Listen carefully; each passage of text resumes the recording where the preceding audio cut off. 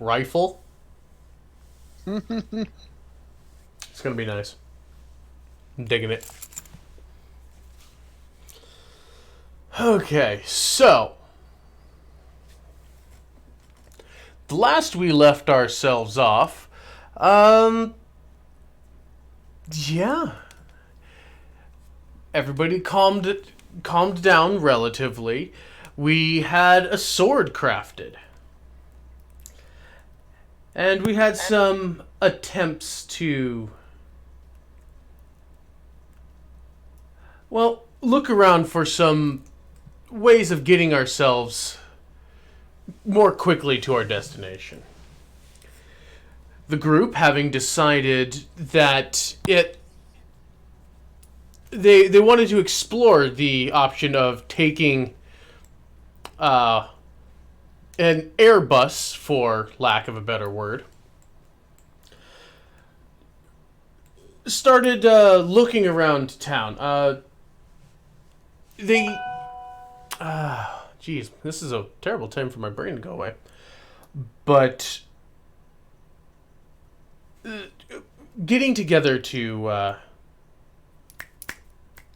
discuss their options and how they can better facilitate their movement, they returned back to the such and such inn and spoke to the proprietor, Yarum, who apparently has a freelancing license in the city, one of three establishments to have that, when he currently had a pair of assignments still left over.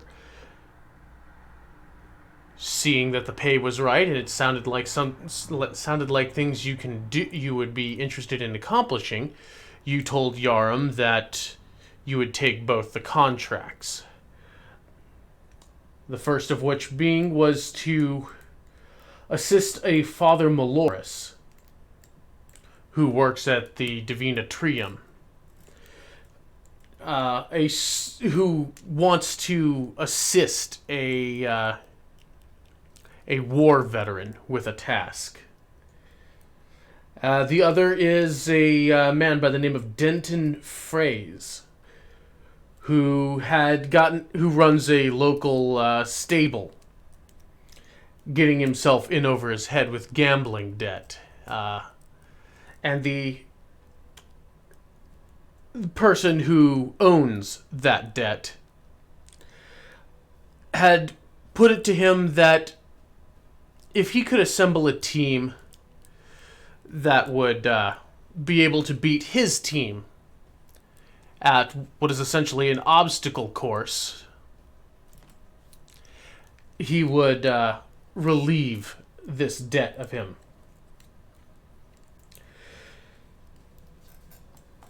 You accepted the offers from Yarum. You have the small packets of information. And you are led back out to your table to discuss your matters. The obstacle course needs to be done within the week, whereas you need to speak with Father Maloris, who his assignment has a post-dated stamp for tomorrow night. Not post-dated, but it's mentioned that it is tomorrow night where the actual mission itself would be taking place. So, you are free to act as you please. Hey, looking good. Again with the teeth thing. Stop that. I'm licking all the teeth. I am licking your teeth.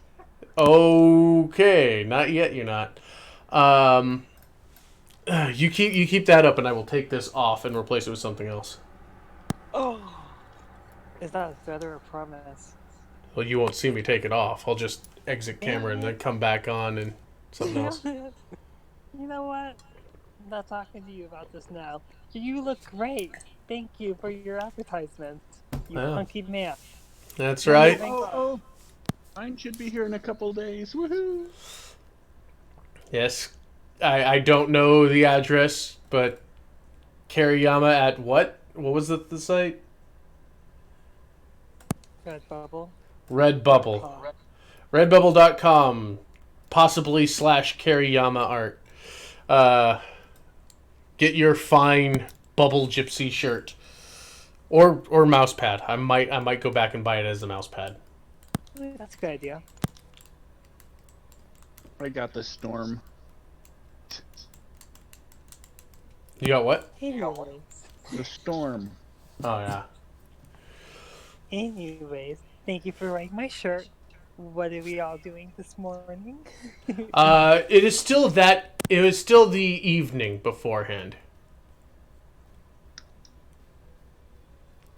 So basically, the four of you reconvened at back in the such and such, one of the more out of the way tables just off in the corner, where you're discussing what you're doing with the rest of your evening.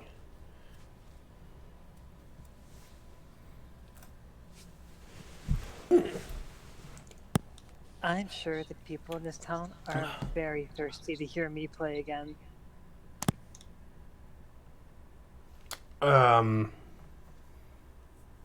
It maybe give them, little breaks, build up the tension there. So then, you don't want to hear me sing? Not at the moment. Well then, you can stay here. Morgan and I, my new best friend, can go. Is Morgan even back yet? I know he was on his. Oh no, you've all reconvened at this point. Ah. For sake of expediency, the day's work is done. You're back having one of your meals.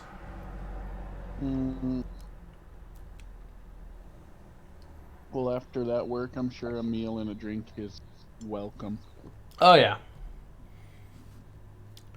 There's a nice meaty meal and a flagon of ale just waiting for you when you show back up.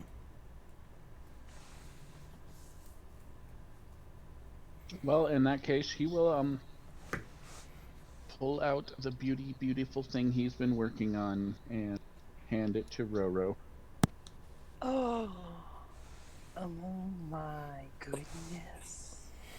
And what he hands you is a very finely crafted rapier made out of a glistening mithril, and in its pommel sits a nice sized amber. Roro is just gonna start crying on the spot. I take it you like it then. Nobody ever gives me nice things. It's so pretty. It reminds me of my royal days. Wait, I'm having deja vu again. That sounds like a you problem, Gil. Look how pretty this is. It's a nice piece, that's for sure. Morgan, I will forever sing every one of your favorite songs for the rest of your life. You will never be able to get rid of me. Well, I mean, I don't think we need to plan for eternity yet. Gil will kind of turn to Scotty and go like, I didn't know this was some kind of weird elven mating ritual.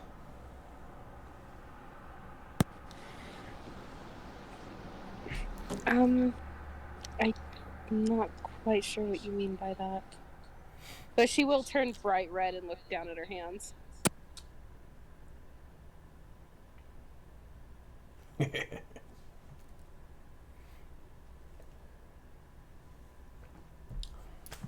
Was Rover able to hear that? He wasn't being subtle. Well, Rover's gonna turn to Gil and be like, mating ritual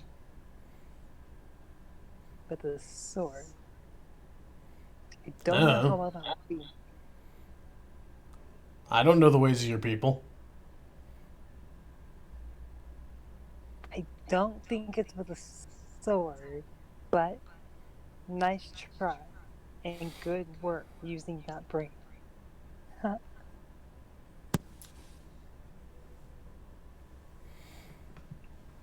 He'll just kind of lean back. So, I'm gonna guess we're gonna crash a bit early today.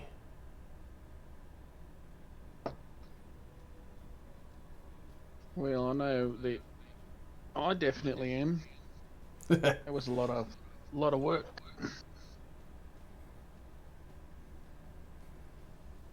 Yeah, that's fair. Alright, so morning hits, what are we up to? What's our plan of attack? Well, what did you guys find out about those jobs you were talking about? Do we need to go check in on those?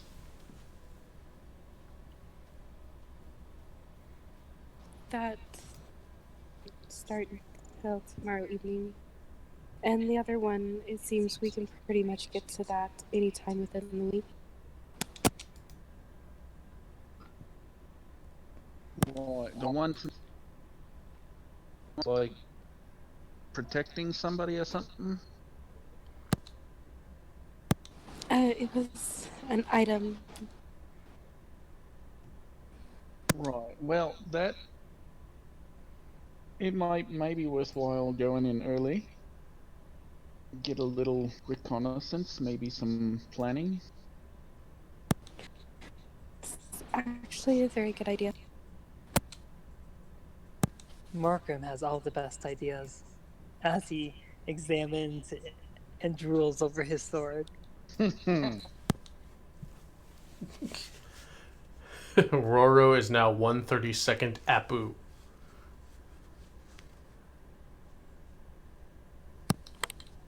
I don't know what you mean by that. Sure, that's fine. For the best, I assume. Probably. Quinn, can you do me a favor and put in the sword to his equipment? Because I'm not quite sure how it would be different. As far as it's a statistically, it has little difference from a standard rapier.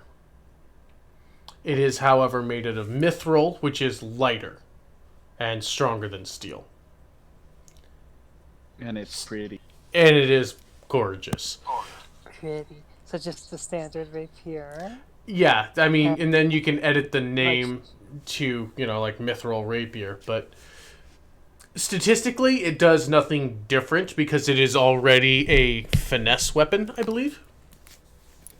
What kind of attack strength is it going to be? Is it like strength, charisma? You can DC? do strength or dex with it. Okay, perfect. Cool, so I don't really need to actually add any bonus to it or anything. Nope, it's just a D8 piercing weapon. Cool. Thank you. Mm-hmm. Because otherwise you had a long sword, right? Yeah. Okay. Basically a piercing, non-versatile long. Yep.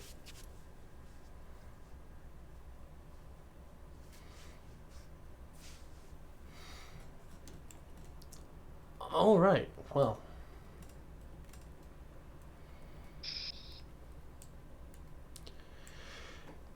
If no one has anything else that they would like to accomplish for the evening, we will roll over a nice long rest. Some of you very well earned their sleep. Kind of has that, how you want to put a very well earned ache in your muscles, Morgan. Mm-hmm.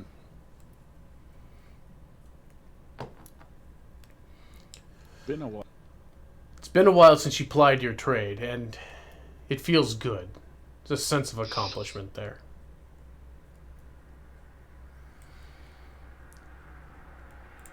But the night goes by without any complications. Morning rolls around and everyone's able to reconvene back at the inn to do what they will with the day.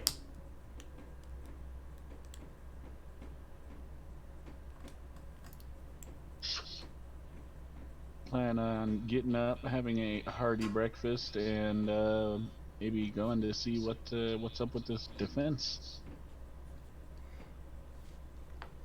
Yep. Roro, Scotty, anything special that you're doing, or just getting yourselves ready for? I'll go with Morgan. Well, if we're all going to go check the place, then Scotty will do that. There's no reason not to.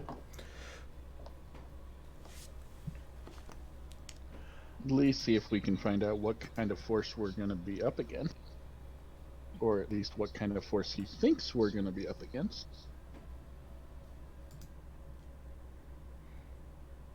Yes.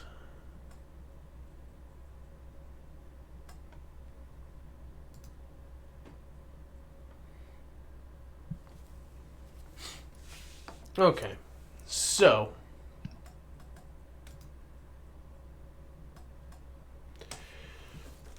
what we have essentially is you have a ferry that takes you up here to the Divina Trium.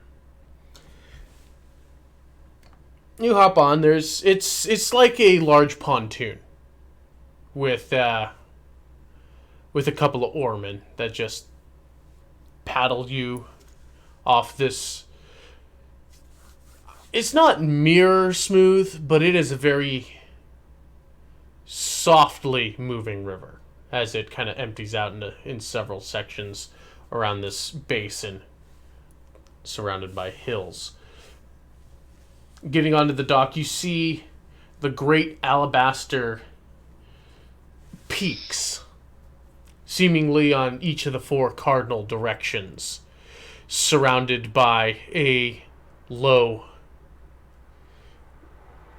intricately carved wall. The landscape across the walls seems to be, on each end, a forest scene. Just almost as if it was a world untouched by man. And at the center of each of these long stretches of wall is a small outcropping, as it were, and a door leading inward. There's no problem for you getting inside this main wall to a small garden that surrounds the grounds, and past these other walls and their tall steeples, you see a smaller structure. Whereas the outer walls were maybe about 2 stories tall, the white walls here only reach about 1 story up before the entire structure is capped with crystal, what it looks like, coming upwards into a point in the center. And it seems some of the crystal overlaps over the walls there and almost seems to be organically grown from the ground, although you're not entirely sure how that would manage. There is another set of doors that you enter, and you see a great expanse lit with the morning sun overhead, splaying light all across the wide antechamber. A small pathway leads inward, and then across a small bridge, where in the center of this, the central column, as it were, is wide. The size of a few buildings put together, you would imagine, just for sheer ground space of it. And you also know that the other 3 points come into this central column as well. There are statues that line an upper mezzanine that depicting figures that none of you quite grasp or just offhand don't entirely know. Across the bridge, as you're walking, you look down into this long shaft going into the earth. Certainly down below the water level. Though the refracting light bouncing from the crystal spires lights up the lower chambers. Whereas you seem to glance at along the outer rim of these lower floors what look to be deep rows of books.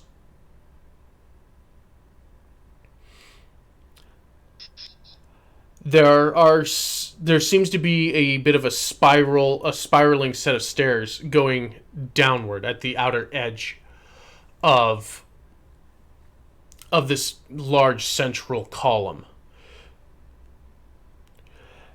that has not only does it go down into the spider webbing of bridges that span from the central column in the lower levels, but in the center there are raised outcroppings, almost looking like smaller buildings, as it were, almost like well-carved huts that seem to have more of that crystal growth, adding decorum and helping to spread the light throughout this entire small island.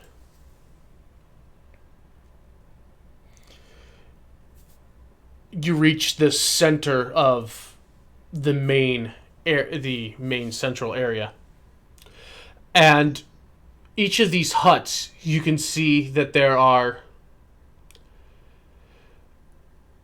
placards out of a more slate-colored, well, not even so much placards, but you see that there are spaces carved in the alabaster, the marble, hanging over each of these doorways,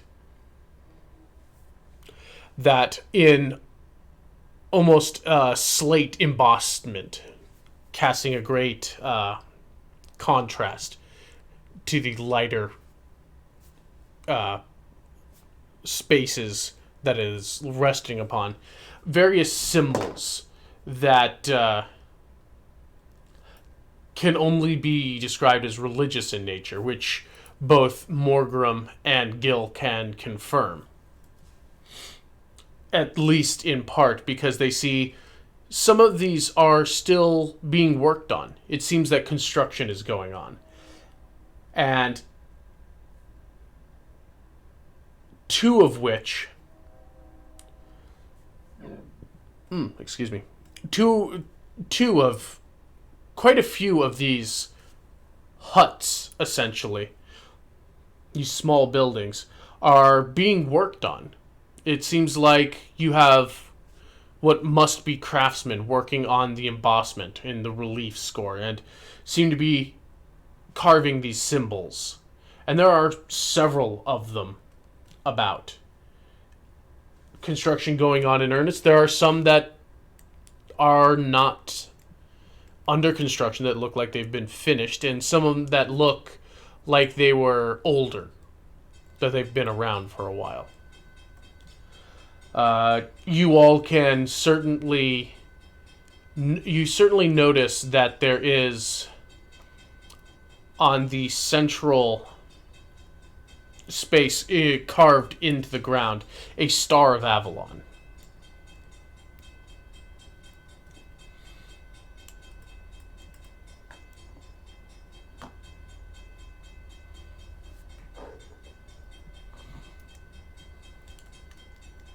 What are you doing?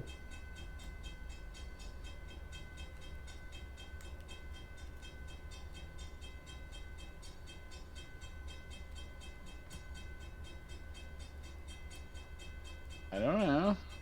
Do we know where we're supposed to be going in here? You can flag down one of the workers who will tell you that, oh, let's see. Specifics.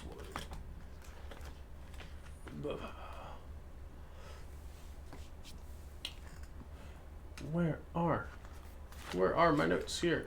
This is Mercenary Guilds. So I have to get that up.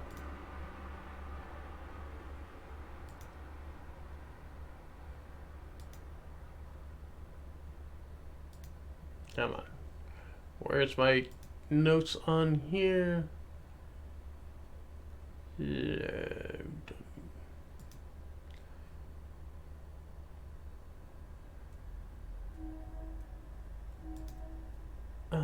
There we go. There's Triander.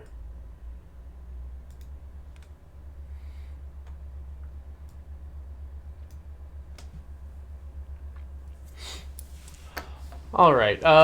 You ask around a little bit from one of the workers, and they will direct you to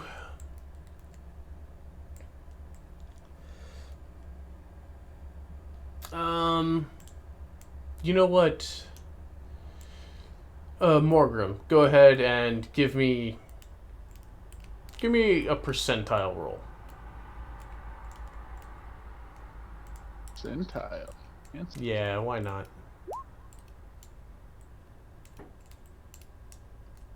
Alrighty. So you are. Oh, poor thing. Come here. Get up. My apartment is apparently a sanctuary for like 3 ladybugs hanging around. Evacuate and burn down. It's just a ladybug. It's fine. They're the worst kind. Okay. Now that we've gotten a spike into your psyche there. They say rude things. Do they? Come on, get up. Yeah, you can't hear it? Nope, I can't. Pay attention. Clearly. So, you ask around for someone who can bring you to Father Maloris. And you're asked to wait for a few moments. And a short time later, you are approached by a woman who's about 5'9" with short, kind of a little bit of messy, dusky blonde hair. She's got violet eyes and a pair of gray feathered wings attached to her back. She's draped in traveling attire, but it seems like it seems light and with more of a focus on mobility. And she will approach us. Now, you were the group who were looking to speak with Father Maloris, yes? I think that was his name. Kind of reminded me of Molasses.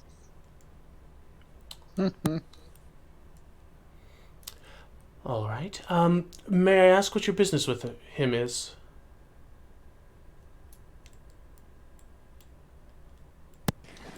We had accepted a job that he had put out there.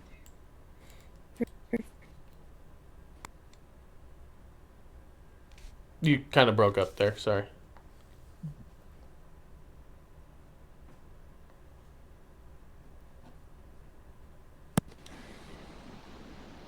I said, we had accepted a job that he'd put out for freelancing work.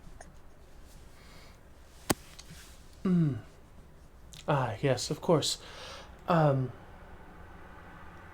Father Maloris is at the home of the Mr. Sander. I can take you to see him. He's tending to the soldier now. That would be appreciated. Yes, of course. And she will lead you right back out the way you came.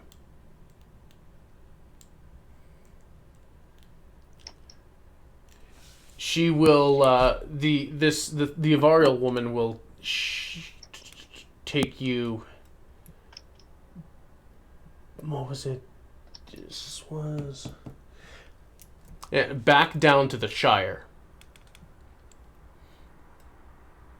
And this is over this away an area there.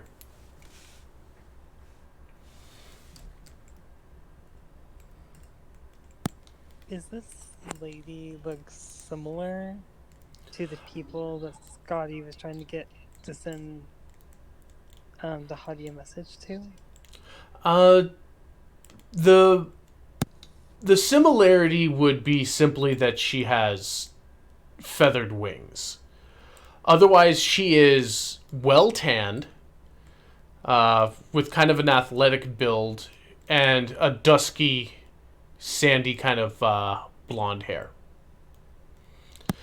So she's wings only, so I wasn't yeah. sure. she is a Varial, and a lot of Avarial. I mean, you're. It doesn't seem like she's from the same region, because she's not pale as all get out with, like, silvered hair. Okay. But as you're traveling, you all do notice that she is adorned with several religious symbols.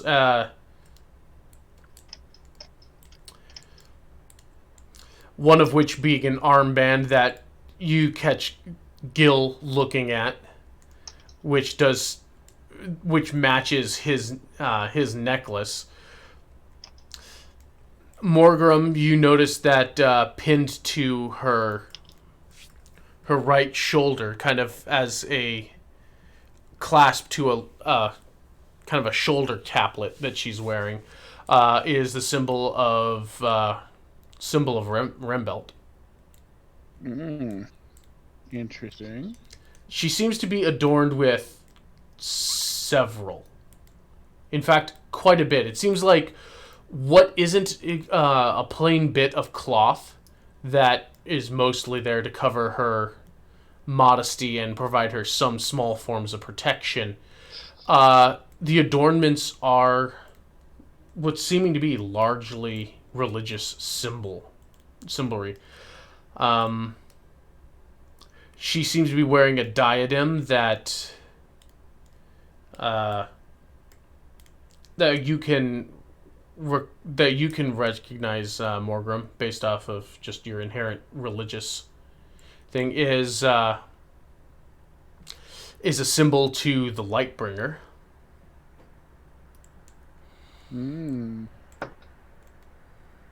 Seems to be wearing a white leather choker that has the Lady of Judgment.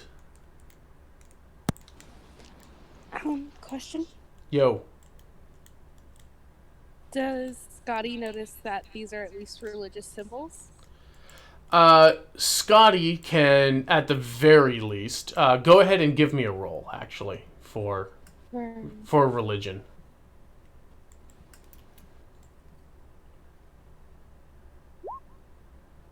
Yeah, her adornments are certainly religious iconography. Right off the bat, you see the symbol to Valdash, because that's on her right arm. That's on a band of cloth on her right arm. The same symbol that you see emblazoned on Morgrim's shield is on her left side. Caplet pin, not caplet, but shoulder garment.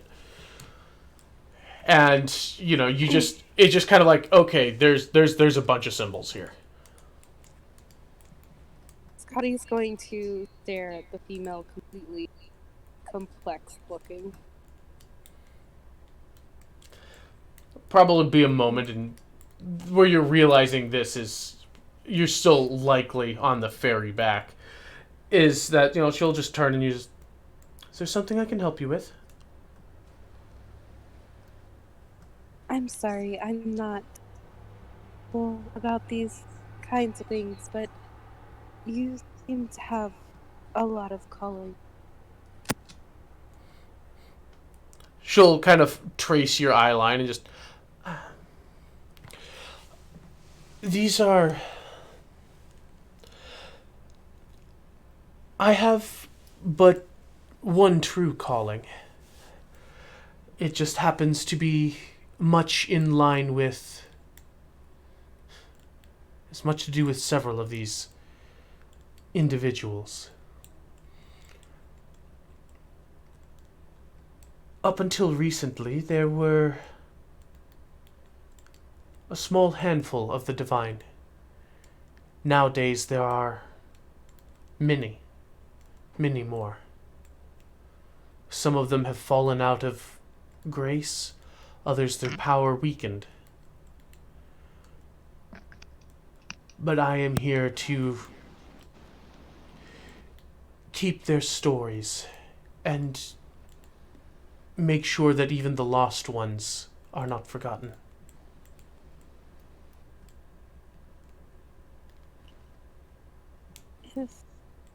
If that's so, do you know of... She's gonna do a lot of wringing her hands as she's trying to figure out how to put this into words. The woman will look on as you're, fumbling over that. A slight bit of understanding, perhaps. Almost like she's had to field such questions and concerns on other occasions.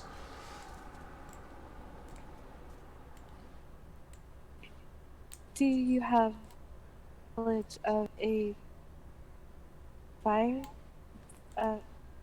One that would have to do with a lot of fire? She'll take a moment.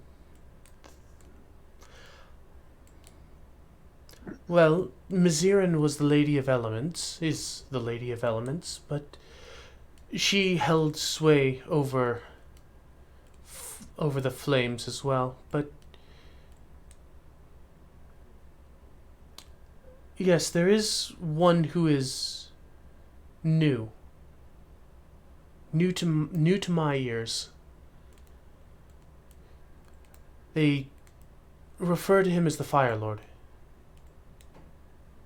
And you see her close her eyes as if she's listening to some distant voice before just...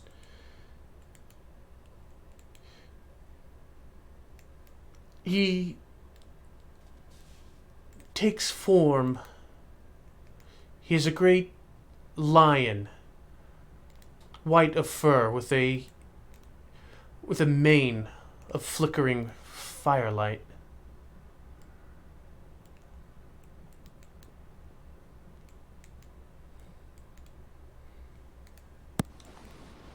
Scotty's confusion doesn't ease at all, but she kind of nods her head and bites at her lower lip. The aura around this one I've not been able to fully explore. Since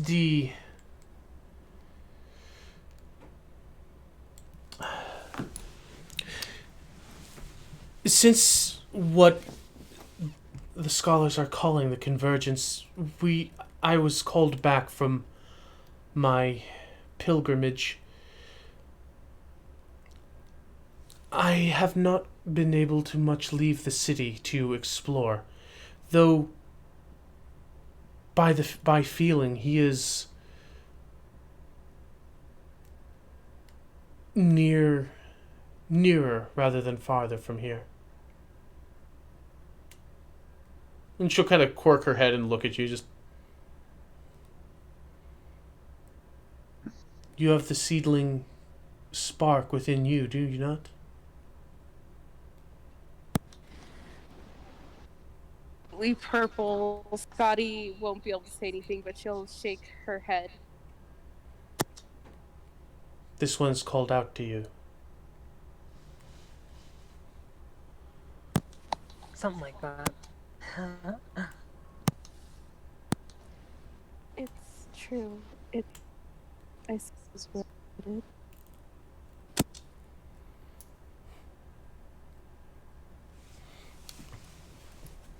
Well, that must be quite the adventure you're going on to discover such a face.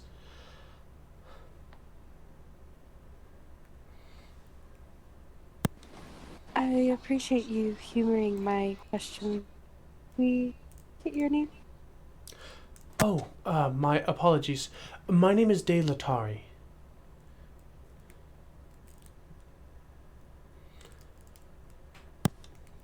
I hate to have you fight with your keyboard, but you don't want Verbo to go off on this. Hey, my keyboard actually works. Thank you. You're so sweet. I do You're try. fine. Yeah. De I was like, Latari. Verbo's got a field day with that one. Oh boy.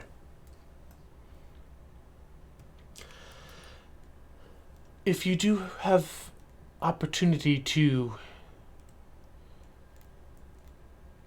be within a place of his influence, if I could ask that in passing back through this way, could you bring me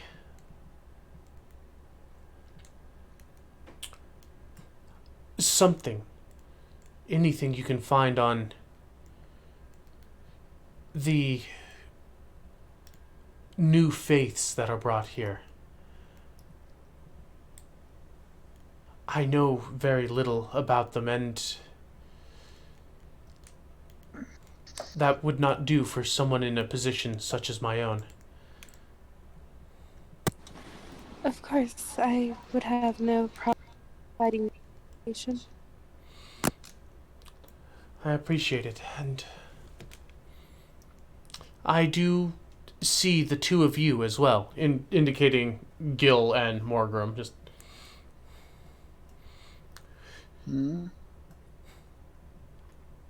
the paths you follow were up until late lost to history. It is good to see that there are people who find the old paths.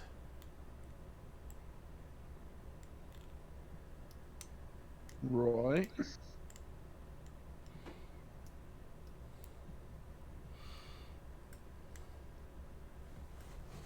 She'll just kind of give a slight smile and a kind of a confirming nod to herself before leading you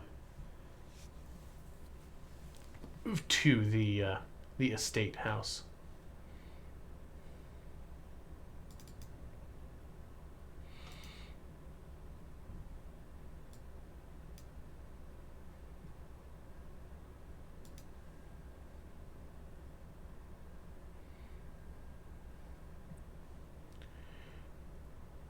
All right, so the house is, as you approach it, is in, well, it's definitely seen better days. It seems that this two-story building has had a rough run at things, we'll say, as there seems to be that most of the second story has kind of collapsed inward.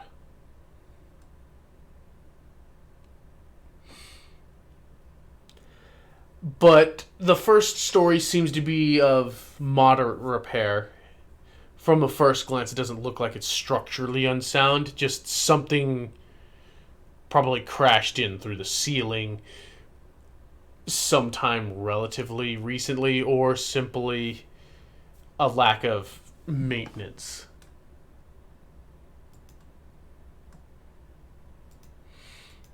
But Day will usher you into and knock on the door past the gate, whereas a older gentleman wearing wearing fairly plain cloth robes and adorned by a necklace that has some form of religious symbol on it.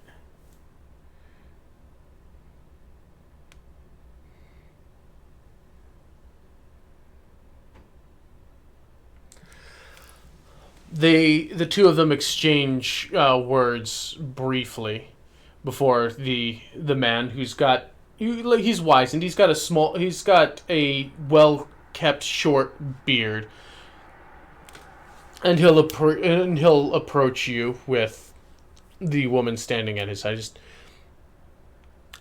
Yes, you are the ones that Yarum was going to be sending, yes?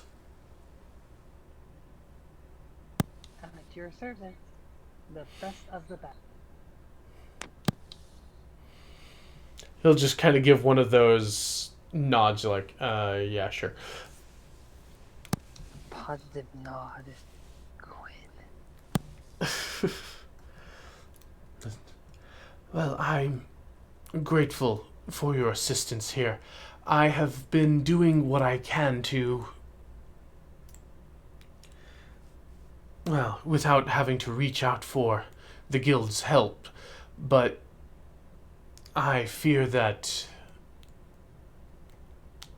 I may be out of my depth, or at least at the very end of my strength, to be able to assist.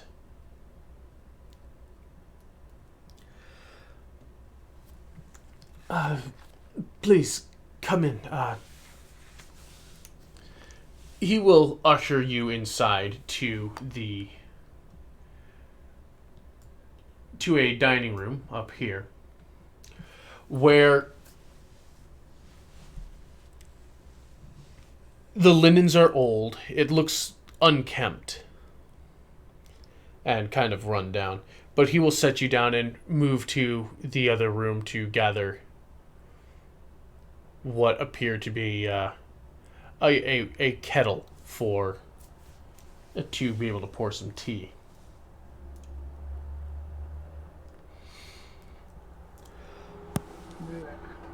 Yeah, I know.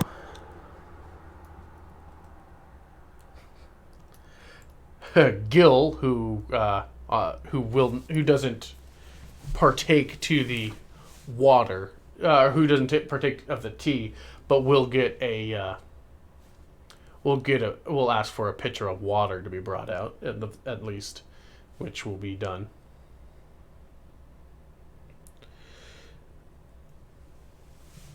I will get straight to it then.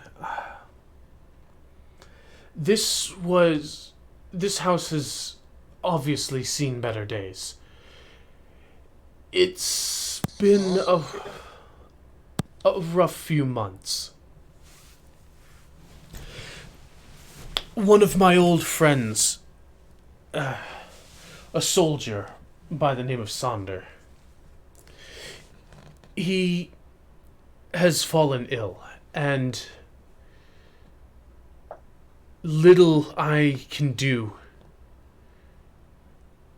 has been able to aid him. He came back from his service abroad in Iskandrin some time ago, and while I was able to nurse his injuries, he started losing strength, and none of my cures could aid him.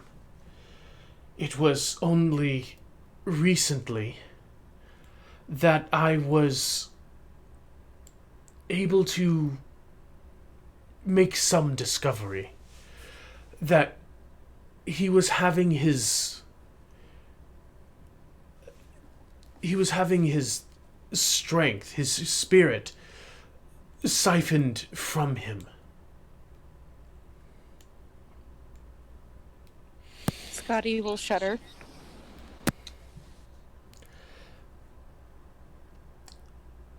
Creatures in the middle of the night were coming to... At first I thought was just to come to feed on him. But it seems that...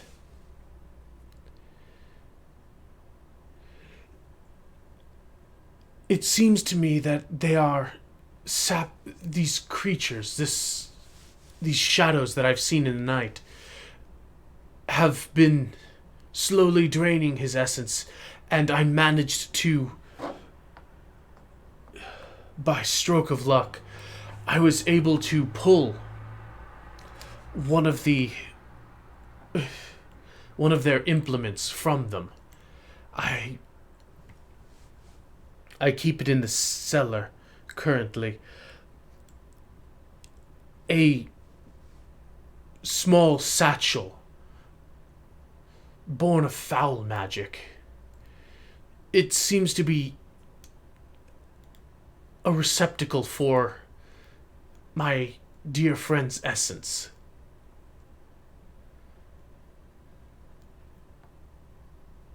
Now, this was some nights ago, and I've been managing to enact a ritual to try and unbind the spirit from the bag. But I have had delayed success. And this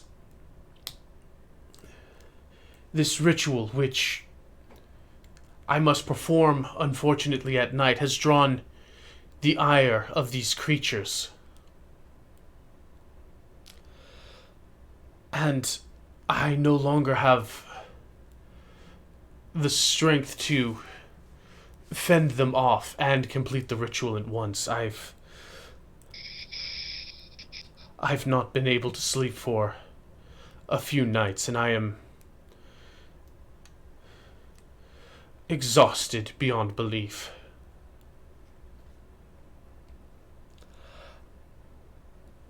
I would require you to keep this satchel safe from these creatures for but one more night, and I can break the curse that that holds his spirit, and with luck return it to him.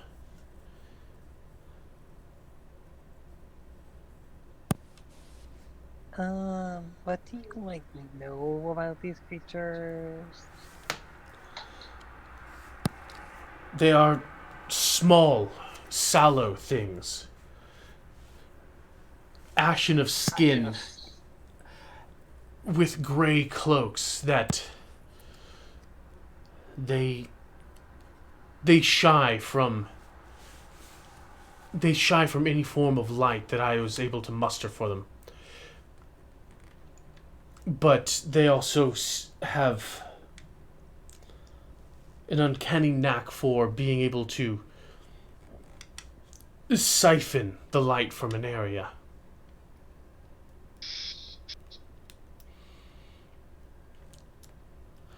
I tell you, they be small, but they're quick with their knives. As he will roll up one of the sleeves about to his elbow, and you see across his arm some freshly healed over gash marks that have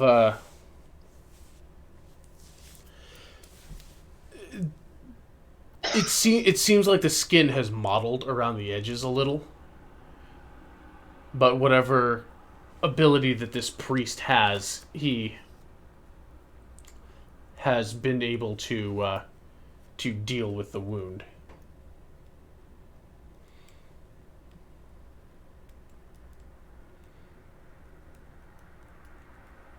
When you say small, like Morecambe small, or like No, they're small? 2.5 feet tall. Small, 2.5. vicious things.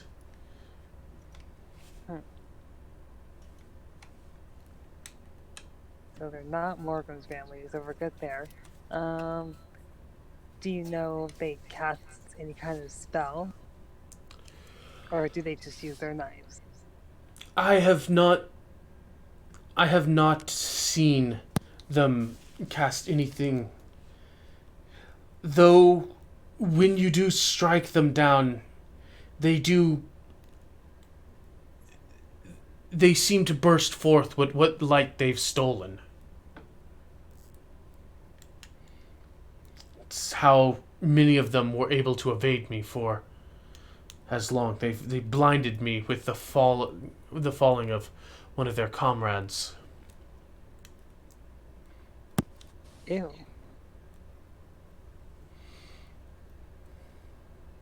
Could they, like, not do that? That'd be great.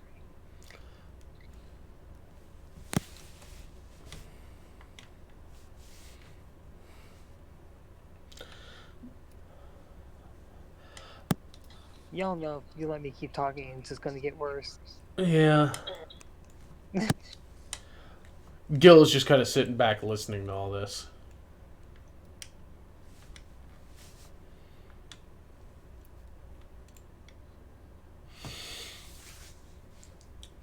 Well, as I said in my request, this satchel needs to be held over for one more night, and I will gladly pay you 350 gold in order to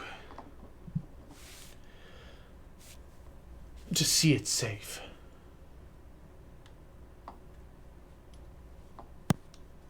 Are we gonna see that before or after we officially start?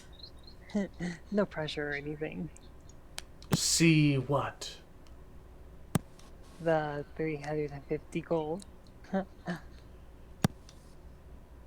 His face grows a little cold to you.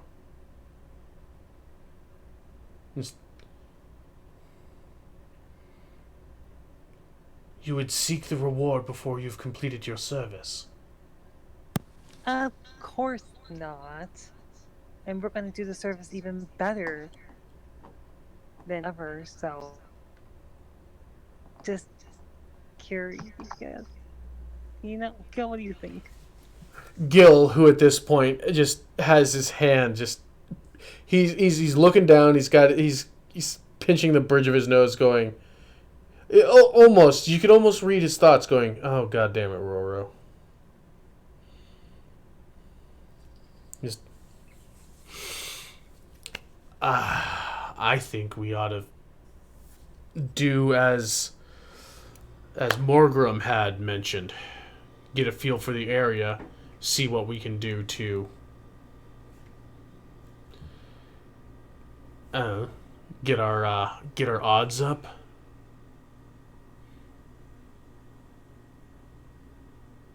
Just kind of look to everyone else kind of for their opinions on the matter. Thumbs up. Awkward thumbs up from Burr, wanting to exit the room from Cold Man Stare. It's a fair idea, but I do have a question. Yes, what? Uh, is there something... Would we fare better with a specific kind of tool or magic against these things? I have not seen anything be more or less effective than anything else. I do know that they do not like the light, but they can seemingly take it into themselves. Though I've not seen them create any unnatural darkness.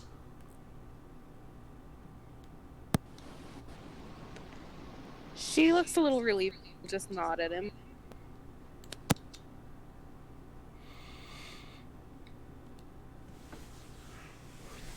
Yeah, as far as you're concerned, Scotty, this does not sound anything like the things that had cost you earlier.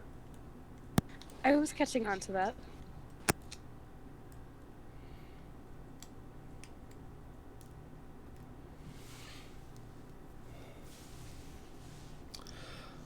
Well, you certainly have all allowances to wander the grounds to plan your however your means to do this. I must go and see to my friend. As he will stand and walk out. By this time, Day has excused herself and is nowhere to be seen. I'm sorry, you broke up. What did you say? By this time and throughout the explanation, De Latari had excused herself and had left the building.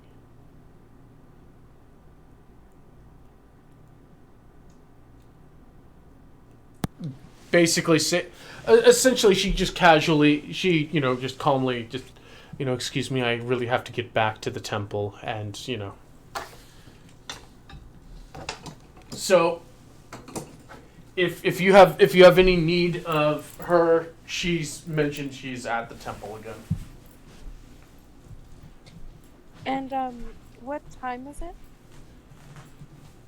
By this time, it's probably around 1 o'clock from travel. So really, there's not too many more hours before we're expecting this.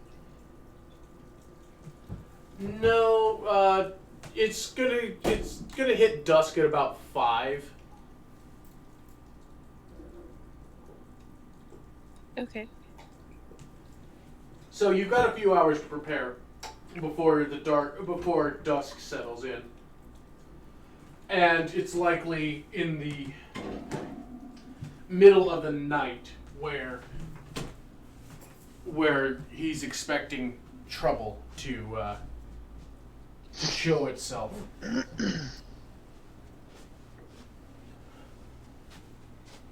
Okay. Scotty will to. Do you have any?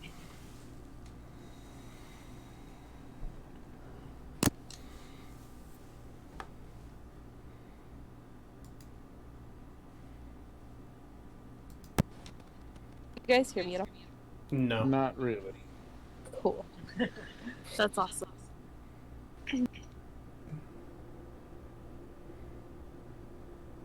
So what are you looking for, or Still not hearing anything. You sound Never mind like then. a scratched CD. Just talk a little louder. You sound fine then. Scream it at me.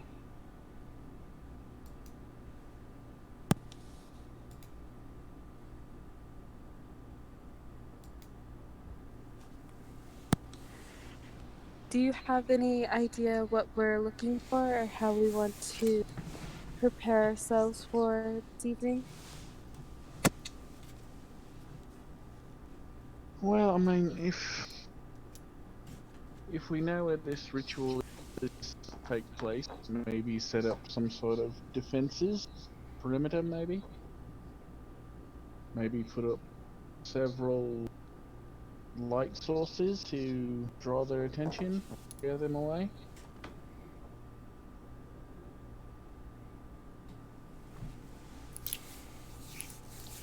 I mean, that could work. I'm not exactly the kind. I mean, I can start a fire, but as far as actually getting,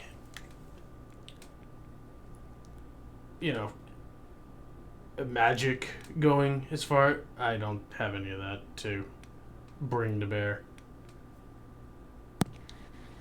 Scotty will kind of blush and look down at her hand. How much of a perimeter do you think we need?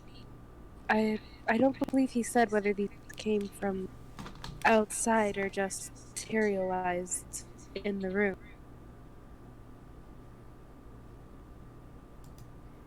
Well, that might be a very good question to ask them. I mean, I have an idea what I might do for the next few minutes here.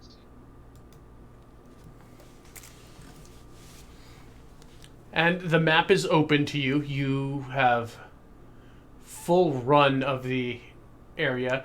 The only spot that's not entirely accessible is this room here, which houses the priest and his charge.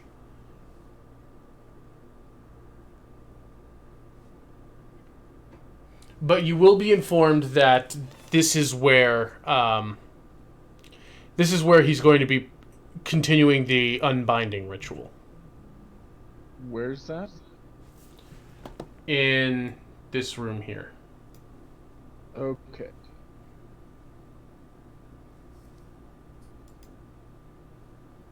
Yes, that one there. So it was happening in that. It's happening in that room. That is where the priest is. That is where his friend is.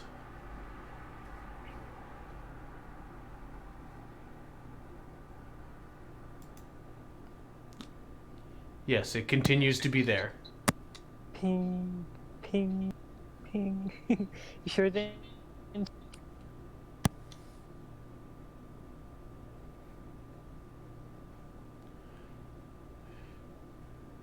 So, what are you doing? Should we just set up around that room? Well, I mean, it would be pretty good information if they're just appearing in the room or out.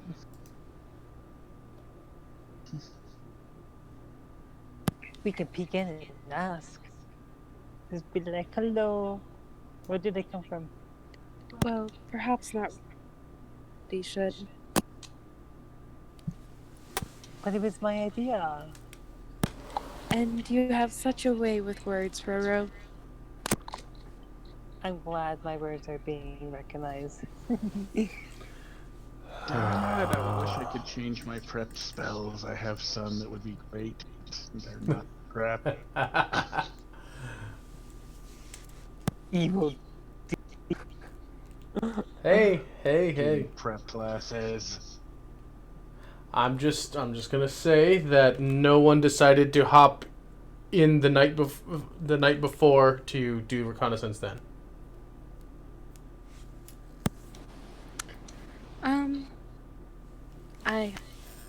Scotty has a question.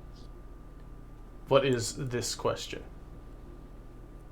I doubt the DM's going to answer. I think I'm going to have to ask first doing this unbinding spell thing.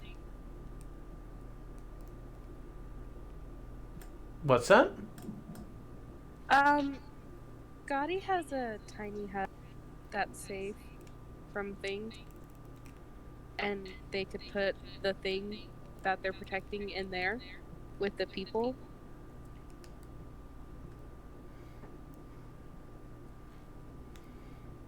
DM panic silence. No.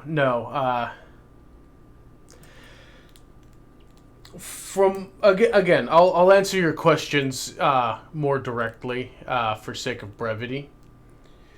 But he needs an unbroken connection, and being within the dome kind of blocks things from outside from coming.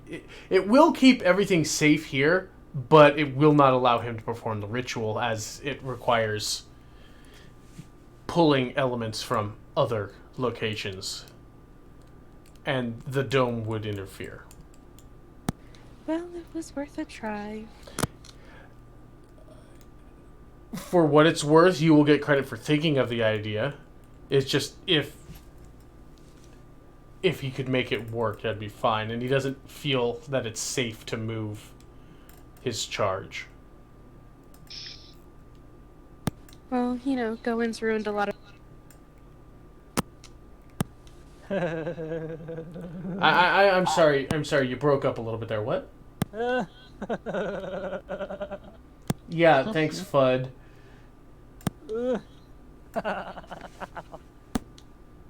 All right. Well, that's not helpful. But Okay, so another question that hopefully you'll. Kevin, I will hurt you. Oh, Another question that maybe you'll answer directly: are they just appearing in the room? Are they coming from outside the house? he doesn't exactly know where they're coming from. He just knows he has to fend them off from within, because as he was performing his ritual, he's bound into the room. And is he going to let one of us be in the room, or does he expect us to try to protect this thing from the outside?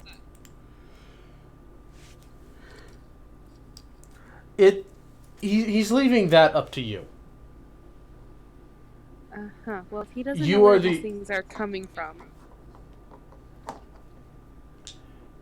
It is perfectly at your option if you want to be in there while he's performing the ritual.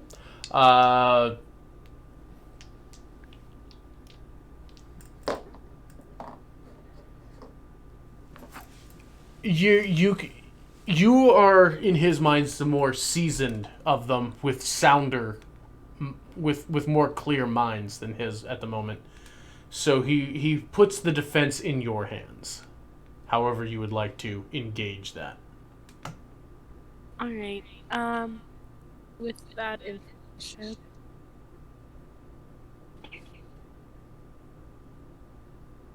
Scotty will kind of go to the others and just. There's a lot of, I guess you could say, entrances. Not exactly sure how we cover everything without spreading ourselves too thin. Yeah, I mean, we could set up a patrol outside, but Did we just ask if the creatures are just poofing into existence around the item, or if they're coming from outside? he doesn't know. He's had to deal with them breaking in through the door, and them trying to get in through the window, which he's currently next to. But apart from that, he doesn't know which directions are. He doesn't know how they're getting into the house. Just that they've been inside. He's been confined to this room for the most part during the hours where he's trying to perform this unbinding. if we have one in the wall, he's completely surrounded, and we can keep him safe from every direction. Something like that would be a good idea, but we would need somebody in there in case if they're just appearing in there. Perhaps closer to the nearest door, and then some circle control skill, but that does spread us very thin. Well, Morgrim's gonna do a thing. What is the thing that Morgrim's going to do? Morgrim is going to ritually use this spell. All right. Do you have 25 gold worth of incense. I think I have. Do you have 25 gold? Yes. Okay. Go ahead and you're in a town. You're in a city where this is readily available. Go ahead and mark off 25 of your gold, and we'll say that you can quickly get the incense and whatnot required. Mm-hmm. It'll probably take you about 20 minutes going to and from the sleep-in shop to grab it. So. All right, and I want to ask my god, what matter of creature coming to attack this man or this object? You ask a single question concerning a specific gold or within 7 days. DM offers a truthful reply. The reply may be a short phrase.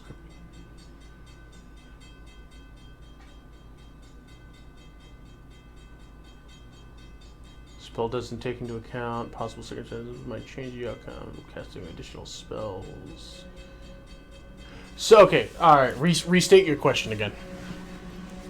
I want to know what creatures are coming to attack this man and his item tonight.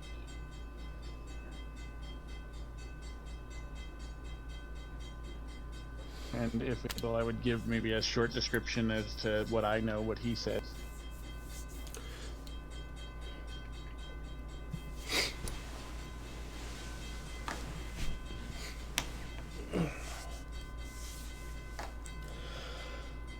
So you probably go off, out into the back near the stable, near the carriage room where you can burn your incense and whatnot.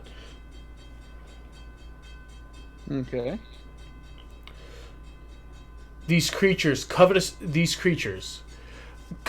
of the Sealy's light, were banished into the darkness,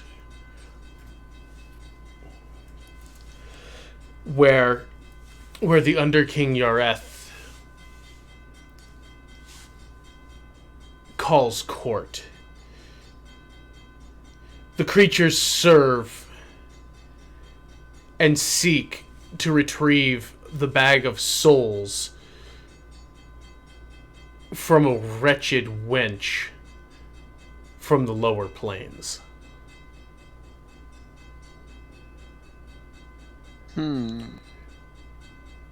To avenge those who have been slain.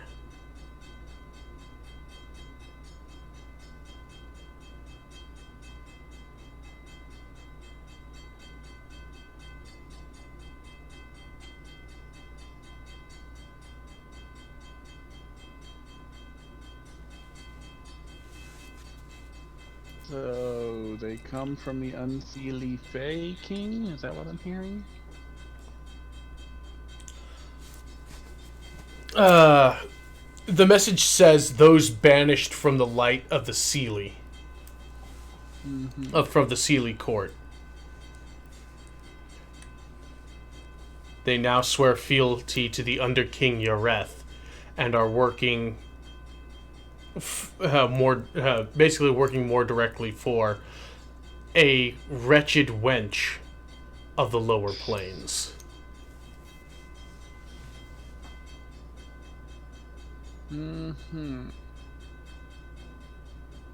That leads me to believe they are fey creatures of some variety.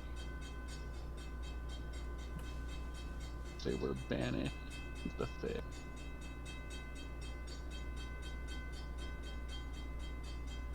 And does this Loreth, Underking, whatever, mean anything to Morgrim? Go ahead and make either a nature or a religion check. I'm equally bad at both, so...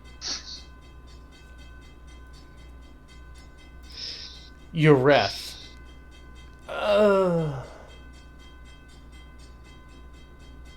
Definitely sounds Fey-like.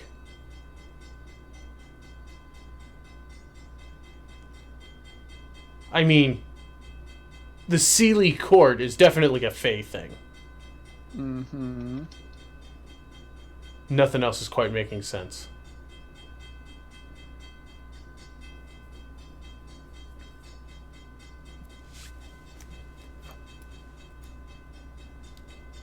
Hmm.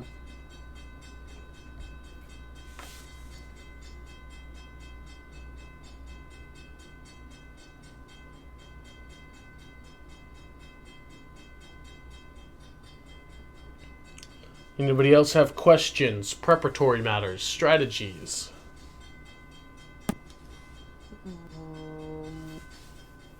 We get in trouble if we destroy the house.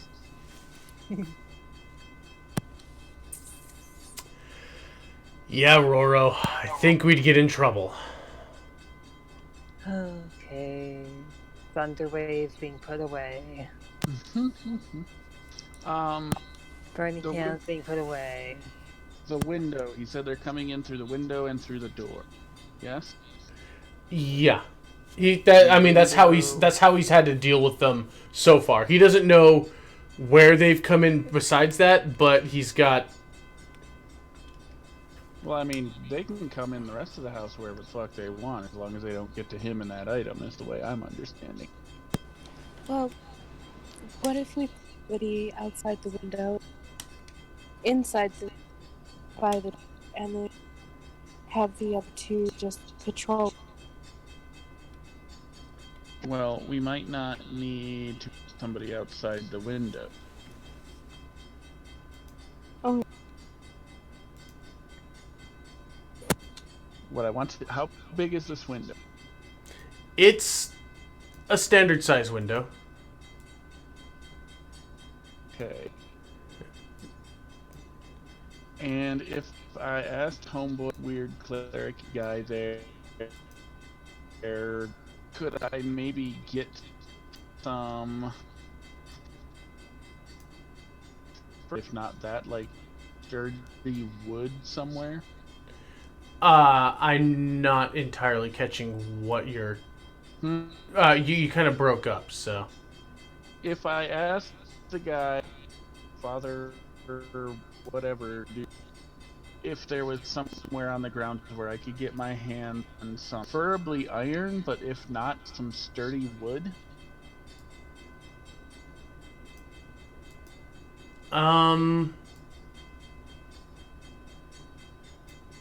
There's probably... He'll let you know that there's probably some building materials out near the stables. Okay. But he doesn't quite know personally.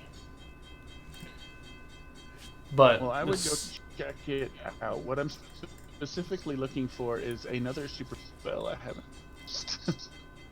I want to fabricate a barricade on the window.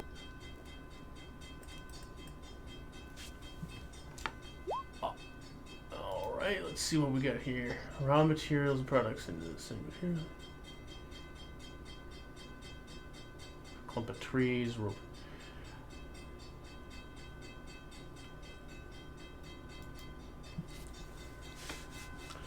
Go ahead and give me a investigation.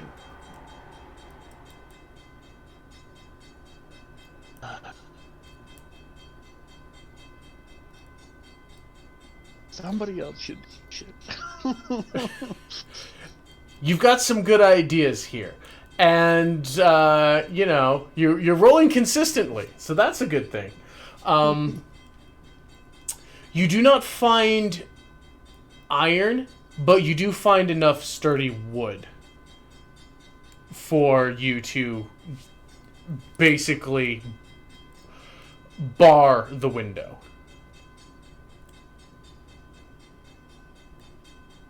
What sort of barricade are you trying to get for yourself? I mean, how are you setting that up?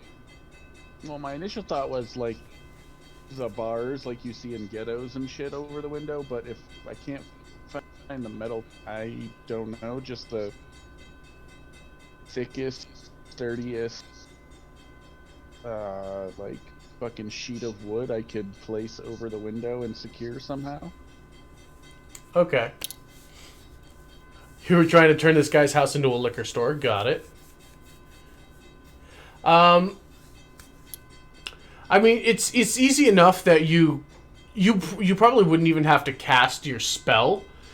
You could probably get enough slats that you can affix to the window to cut it off. Okay.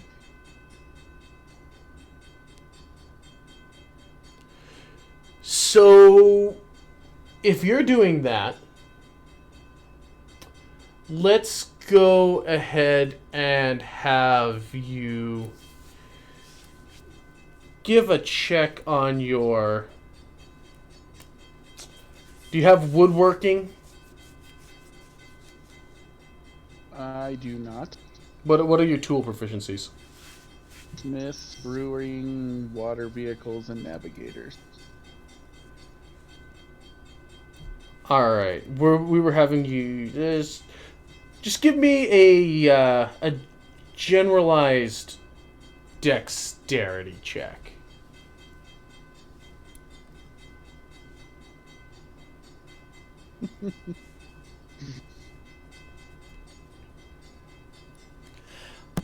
This fight's gonna be fun.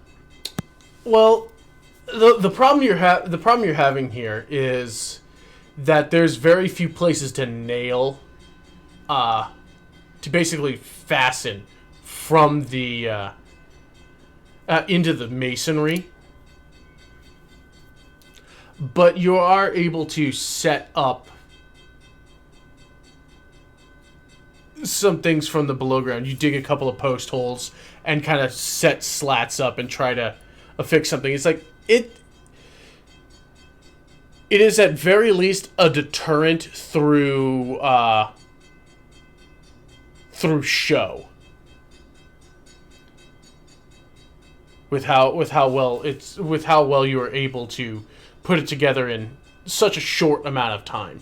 Like, you know how you could do this given a longer period of, like, maybe a full day's worth. You know you could probably securely bar that. But for your time, it looks more ceremonial than functional.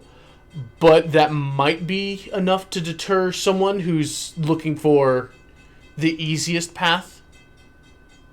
If anything, you've set up the barrier to make noise if someone's trying to enter through that area. So if anything, you've set up an alert for yourself. Right.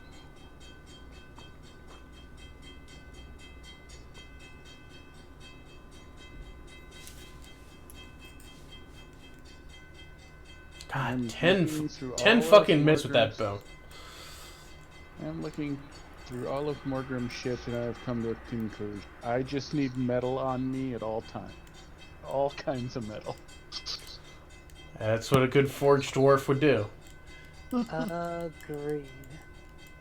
We'll get you a bag of holding, and that bag of holding will be linked to other places, just filled with metal. It's like a mine. It's a bag of holding that the other side is a fucking mine. That's... Resourceful. Like, here, let me just stuff into my bag really quick. What? Yeah. Come out a couple of hours with a couple of handfuls of silver. That's nice. Well, anyways, my idea here is we are barring the window there, so it's at least less likely that they will try that route. And then maybe we set somebody out here by the front door that can still keep an eye on that window, set somebody like here, somebody right outside this door, and somebody inside the... And we are fairly well covered. But that way, like, this person out here, this person up here, and this person down here can all communicate. And the person inside the door would just be right in. That sounds like a good idea. Fine by me. So, who's taking what post? Well, Scotty seems to really want to be in the room, so I vote for her to go there. She'll shrug. Morgram wants to be first line of defense, so he's gonna go outside. At least potentially first round of. All right. Well, then, how about I be here? Because I can easily be the runner.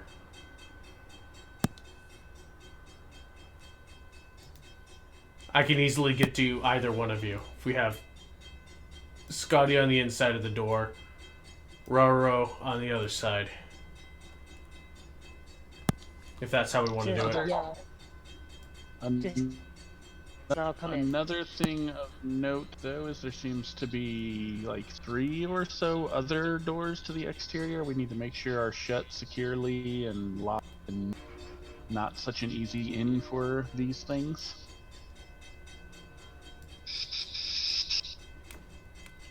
I mean, if they get in that way and come by, shout out, and we'll all be on the same page, but at least make it less likely that they go that. Yeah. Do you think he could see this door here, so he can keep an eye on that door? If it, still lock it and everything, but in case anything decides to break through. Yeah, you've got a clear line of sight at that door. And from your position, you can clearly see the what is essentially the garage door. I am so important. Yeah, you've got line of sight on both these entrances.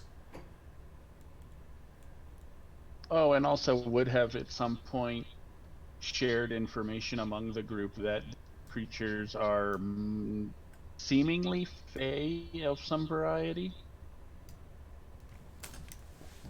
All I right. don't know if anybody's got anything particularly useful for fighting fey, but it's common knowledge now. Yeah. Nope. Nothing on that.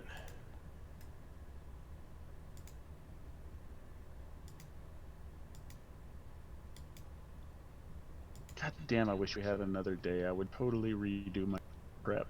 I think most people would at this point.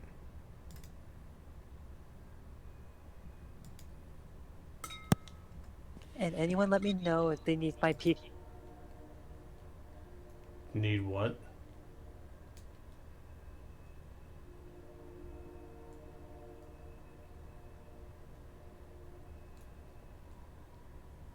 Hello?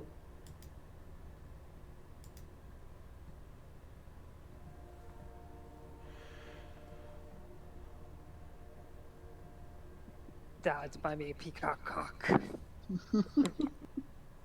Okay. So I was breaking up there and all I heard was cock. What's going on? Roro singing songs about his stall. No.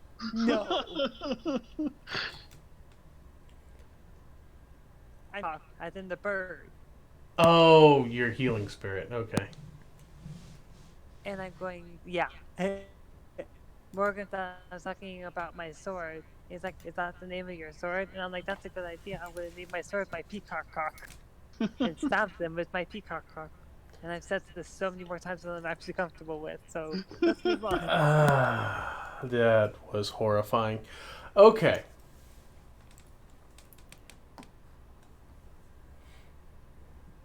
Yeah, everyone loved it. All right. So we've got that. Is this our plan?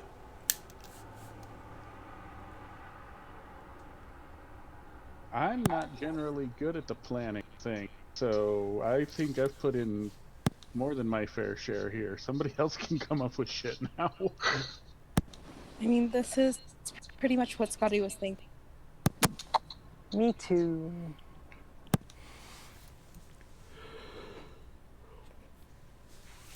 All right. So we've got our plan at a couple hours. We'll lock the doors and get in on it. All right.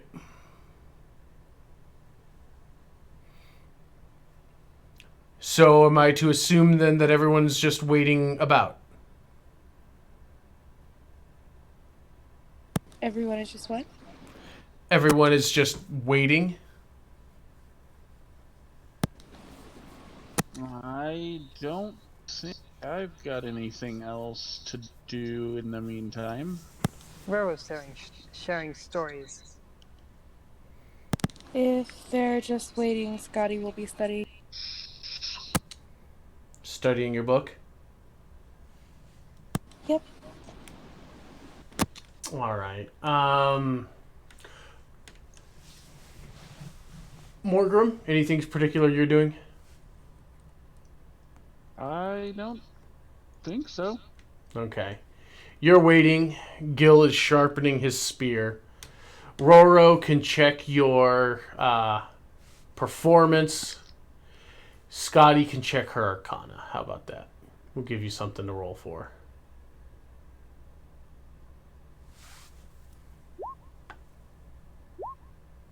Nice performance. Damn. Yeah, go I Roro. know, but I have to do. Roro proving that when he's not trying to sing "Row, row your boat," pretty good performer. Did not clarify. I was actually singing Daddy Shark. No, because you wouldn't have gotten past the second stanza. That's cute. I Don't- hate you, sword. I will stab you with my peacock cock. Oh yeah, I'm really scared of that thing. I'm gonna steal a peacock feather from my healing spirit and like put it on the tip of my sword, or on the tip of the handle of the sword. Oh, well, I'm just going to put out that might not be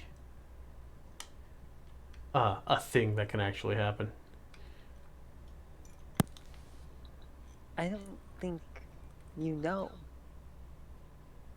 Can you summon a beautiful squawking bird? Define beautiful.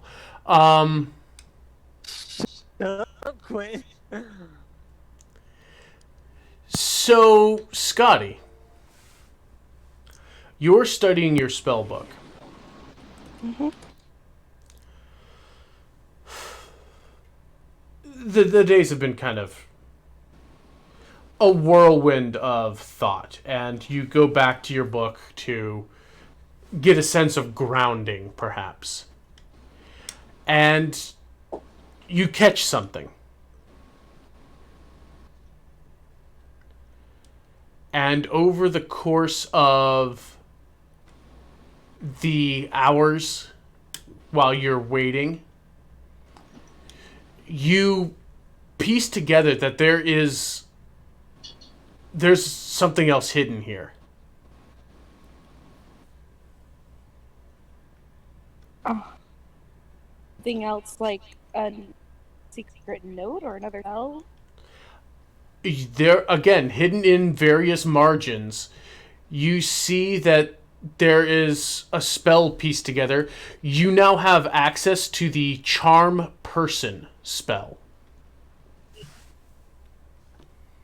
that was hidden Okay, inside like- the margins. Like access, like I can use it? Like, you can now prepare, you can add that to your spell list, and you can prepare that with your next day. Thank you.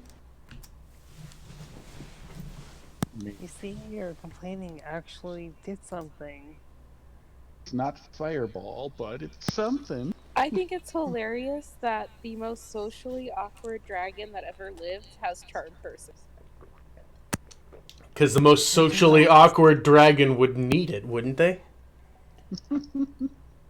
I don't even think she's socially inept enough to realize good charming somebody would be, so questionable.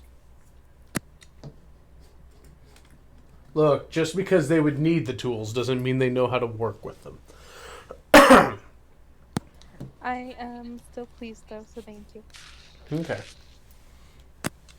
So yes, you have, by my counts here, you have, out of this book, discovered illusory script and charm person. That is Outside what my of... notes are as well. Yes.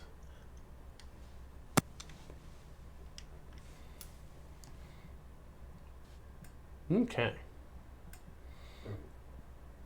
So, the night grows dark. Probably just before the evening really sets in, a small meal of a kind of a somewhat thin broth and a couple loaves of bread are provided to you just to kind of tide you over. Nothing too heavy, but this is just what we've got going on. So, darkness descends, and you are all keeping an eye out. Scotty, you see the priest pull from a locked chest under the bed of this individual. The man inside is delirious. He just low, incoherent mumblings. He looks to be a human in his 30s, this Mr. Sonder. But you can see that the vitality has just been drained from him. Though he looks around in his 30s, he is haggard. And not just from the ravages of war, but you can tell that there is something wrong with him. The moaning becomes more intense when the satchel is removed from this, what seems to be a lead-lined case, as the clearly exhausted priest starts beginning his ritual. Everyone else, I would like checks on your perception as we are moving into the night.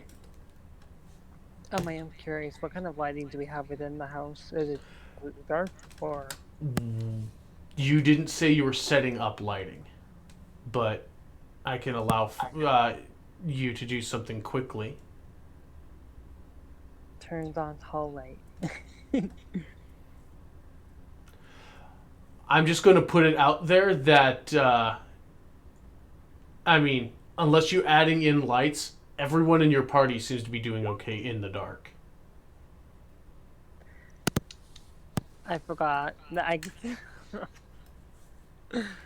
Ignore me. I'm gonna go and I'm gonna turn off the light and then go back. Now, porch lights would be good. Deter them from going to those other doors we're not guarding. That's fine. You can have lights at the carriage entrance and the rear door, and at the front door if you want to spark one of those up, Morgan. I don't want one at the front door. I want to encourage them as much as possible to try to go through this door. Okay. Wherever we've got and get in like the back door, the garage door, and the side door. What are you deeming the side door? Because we have the back door and then the carriage door leading outside. These two at the front here definitely look like they could or not. That is a window. Oh, okay, then just the other two. Yeah, there's a window here and here, and then right here, which Morgram has boarded up.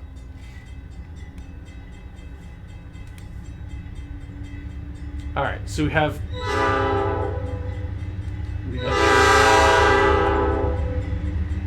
yes, the train signals the action phase of tonight. Apparently.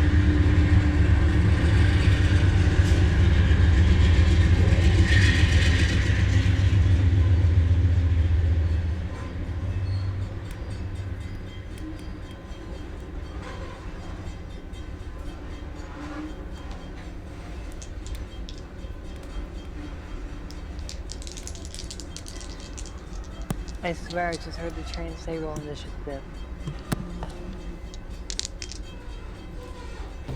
Okay.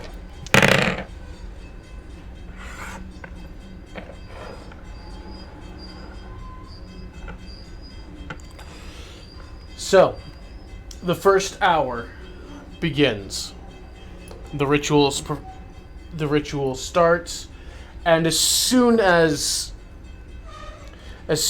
the incense starts being burnt and this progresses, those low keening moans start intensifying.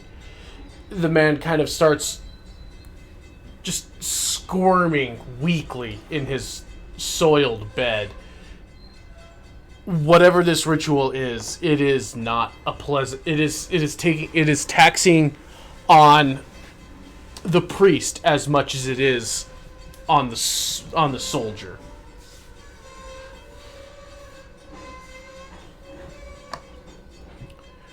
And let's see, we've got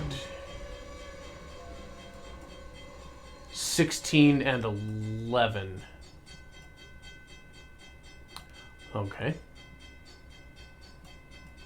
I think 11 should be like the bestest number because 11 rhymes with Kevin. So it's like a natural 20 in my language. Aw, I just realized a thing. Isn't it cute? What thing?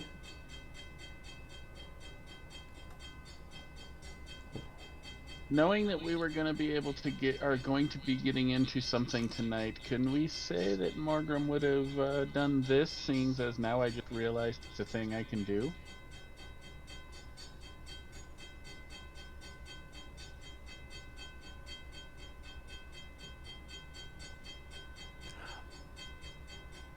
Fair. You can apply a +1 bonus to something. What are you applying it to? My... Okay, your axe is now a magical weapon.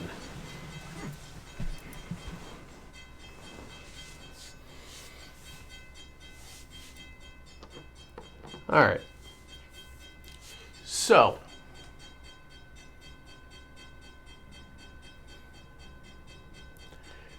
We have those checks.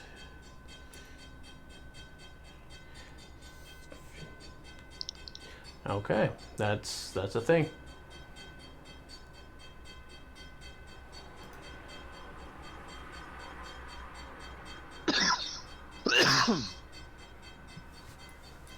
The first hour goes by. The night starts settling in.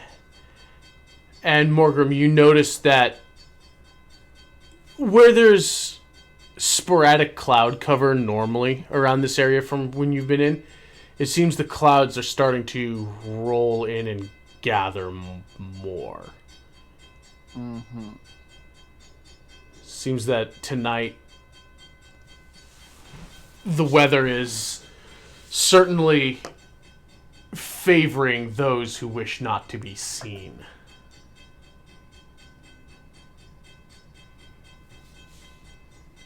Good luck to them.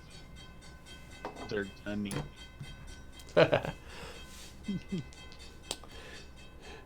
Second hour.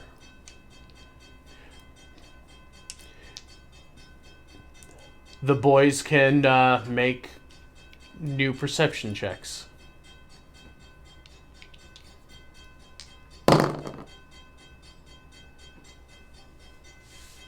Suck on that.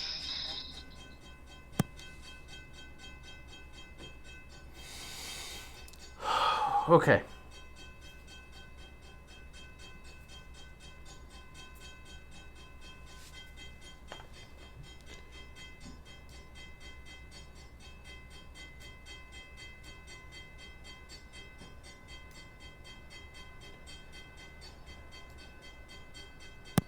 Is your train just extra excited about its delivery tonight? Because Jesus Christ.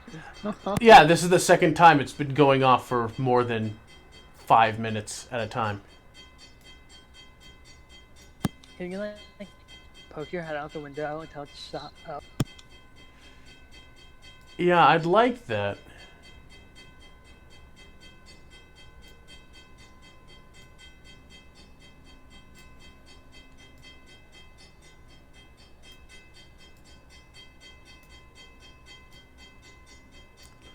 Alright. So the night deepens. Everything seems peaceful. Anyone doing anything in that second hour? Yawning. Okay. Scotty's quietly taking in the ritual. I mean, if you've ever seen The Exorcist, it's something kind of like that. Maybe not as explosive, but it is a disturbing thing. There are unguents applied to both the bag and to the subject. There's a thick musk in the air. Is he explosive? You were saying something? No. Okay. So we're going to have the boys do one more round of perception.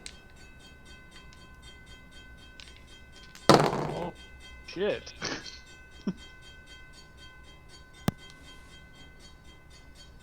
Oh, yeah. I said I yawned. No, it was Morgan who yawned. Morgrim's just like, oh my goodness. All that sword making me tired. Oh, you're just standing there with your axe, just kind of like,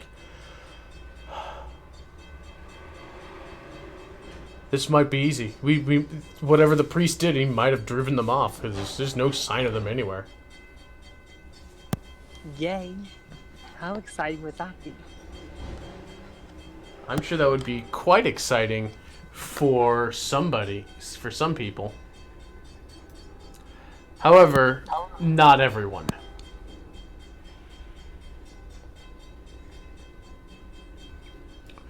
For Like, brightness of my smile scared them all away. yeah, I'm sure. So here's what's gonna happen real quick.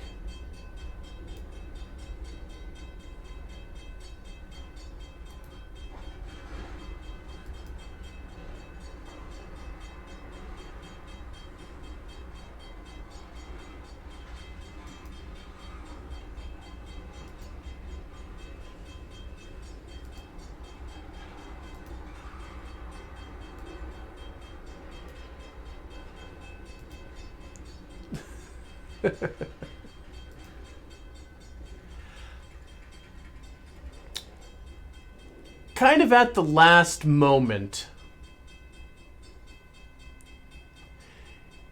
it becomes evident that less by sight and more by sound, Roro, Gil, you both hear the creaking of wood. And at the last moment, you catch a faint glint of steel on the just of the faded little bits around. as these things, 2.5 feet tall, come lunging at you. My children are in here.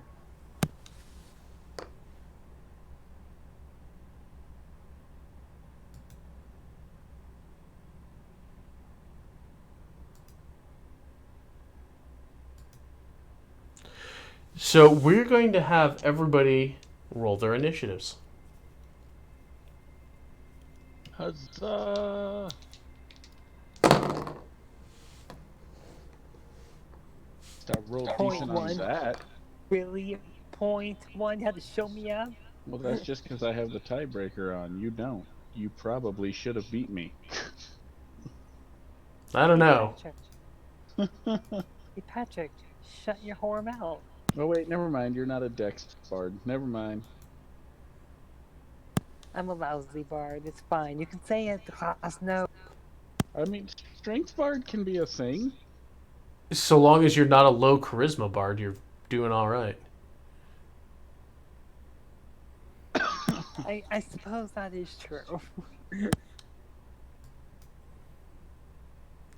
Let's idea see. of strength-based sword bard, probably half orc, has definitely crossed my mind. 14.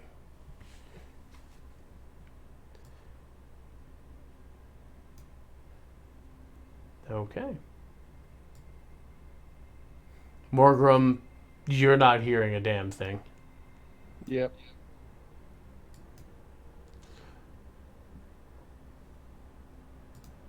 Roro,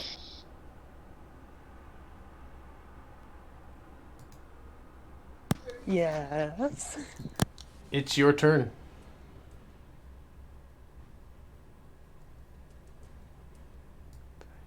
You see several of these things creeping in and lunging at you.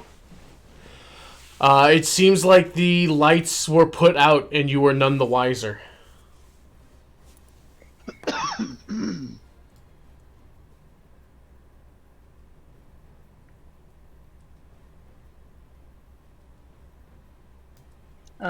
I think.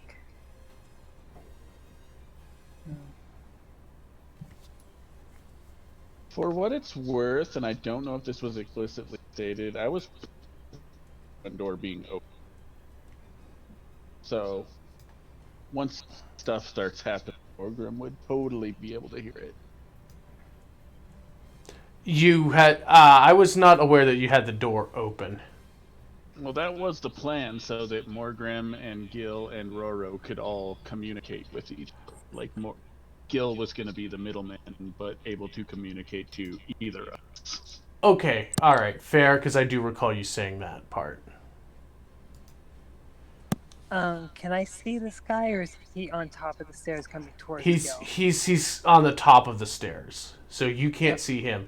You can see the people up here, and then creeping in through here. Okay. Like, the door to the room is definitely closed, though. Yeah, that much is there. On. On the floor that I can see. Let's see, up to 6 creatures of your choice in a 40-foot cube. You cannot get all of them, I don't think. Oh, I read the 120 feet range part of it. Yeah. Or- No, you can cast. Yeah, you can cast a 40-foot cube up to 120 feet away. Oh, okay.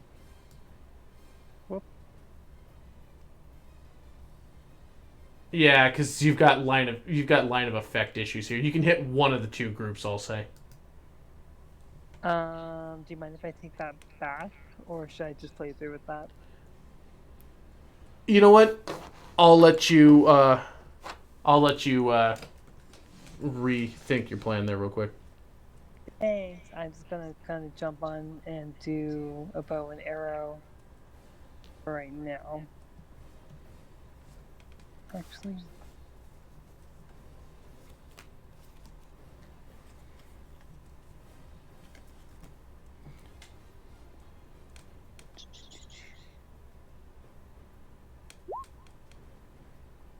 at that guy, but it's probably not going to hit, so. Okay, yeah, you fire an arrow off in the darkness, and just with that,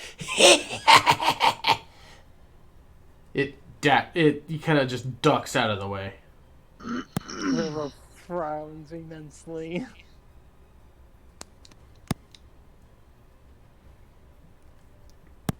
That is all I can do for right now. All right.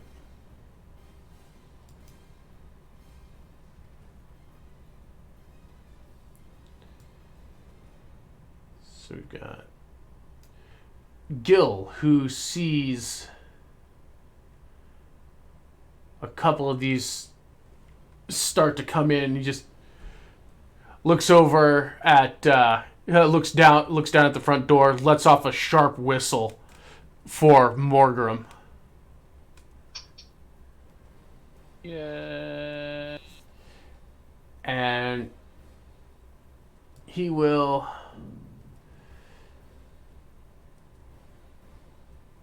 Yeah, he'll see the one coming up from the stairs and kind of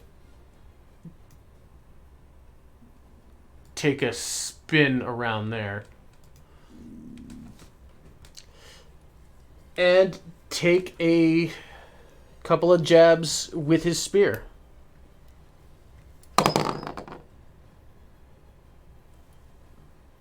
All right, that's good job. Good job. D8 rolls a 1 for his damage on what was a crit. Okay, that's delightful. Yay. Oh, I'm sad for him. Well, you see, here's the thing. Like I stated the other time, the way we're doing crits is a little different. So he does maximum damage for his. It's basically it's a D8 plus it's 8 plus the 1. So basically, it's a maximum damage plus the die roll. So there's at least that. So 9 plus 4. So 13 points of damage on this thing. Which, I cannot affect from there. Okay. So, it does die. And, well, Morgrim, if the whistle itself didn't alert you, the bright flash of light certainly does. That comes from up the stairs, to which Gil needs to make a Constitution save, which he succeeds. All right, so he does that. Taxation. That was 5, 10, 15, 20. Explode when. Yeah, they kind of burst. So he'll run up to the other ones that he definitely knew about. That shit. 19 plus 7 rolls an 8 for the die. So 12 points of damage to the second one here as he hits it with his spear. He jams at it and it doubles over, almost collapsing, but it's on its feet. Scotty, you heard a sharp whistle from outside the door.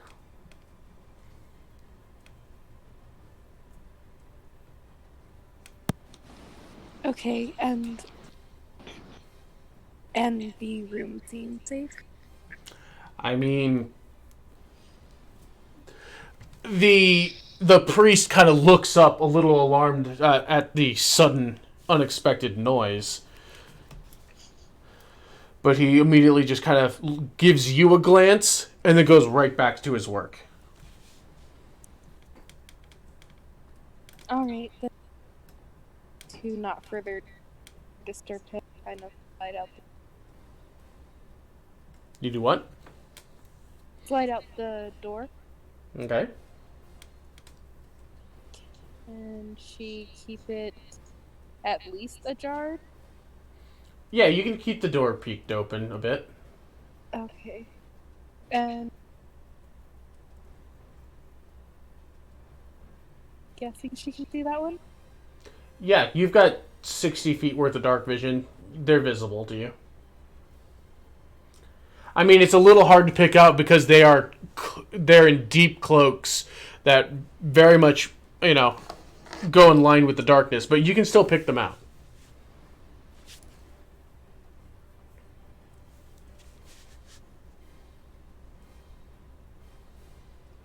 Nice. Who needs first level spells when you crit on cantrips? Fucking. Technically grab both of them at that point. Well, I mean, really, at this point, like above level 5 or whatever it is, a cantrip is better than a first level spell if you're not gonna cast it. This is very true. So, yeah. So your crit is 2d8, so 16. So yeah, 25 points of damage with that crit. As you just reach out your hand and that icy chill that just kind of forms in your bones as it leaps forth in a claw-like pattern. It just grabs into this thing, and it bursts into a bright flash of light. Ew. And you see that that after the flash of light, there is nothing but cinders and a small glinting dagger left behind.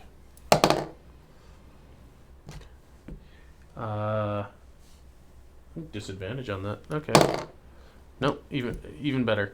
All right, the creature next to him is unaffected. Come on. Delete.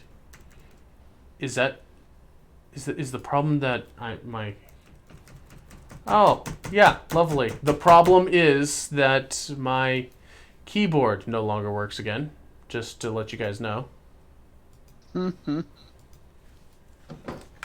Because, that's freaking brilliant.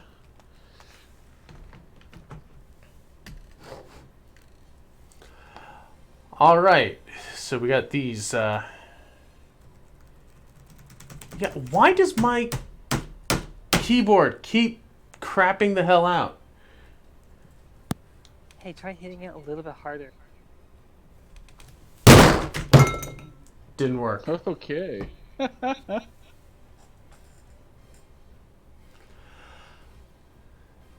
So, these things. What is their movement? Okay.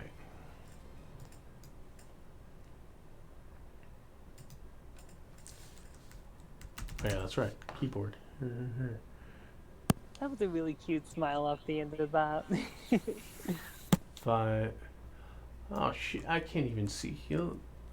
One brief moment for me. Where is this?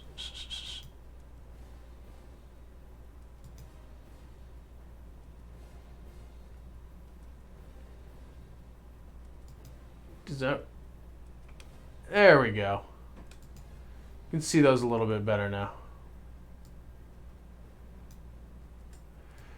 So 5, 10, 15, 20.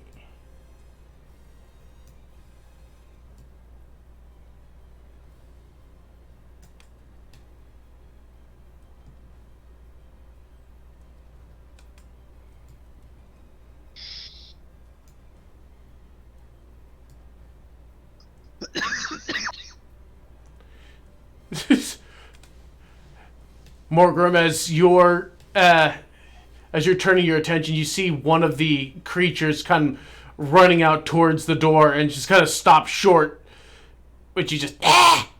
It apparently didn't know that you were there. Ah, stealth door.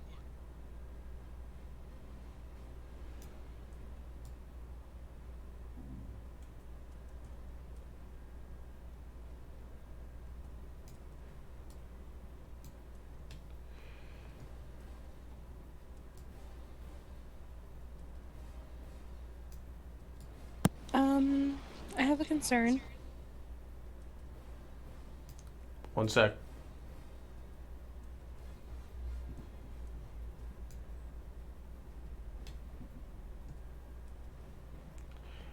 And okay.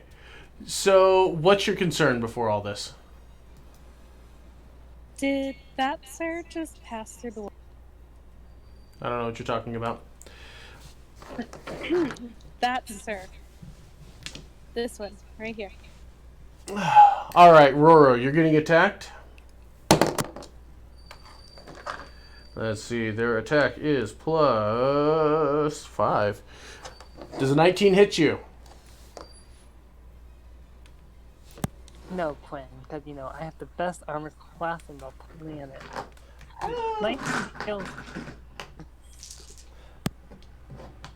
Just, gotta make sure. I know. Uh, What they- damage should I get from that? You take 4 points of piercing damage as this one runs up and shanks at you. Morgrim. Oh yeah, the one that is next to you. It's shocked. You try to lash out with the dagger, but it didn't know what the hell was going on, and yeah, just no. Gil's getting three of them at him as they are starting to swarm him. That will be 3 points of damage from that one. Second one misses. Third one misses as well. Out of here, you sons of bitches. Morgrim. All right. Yep.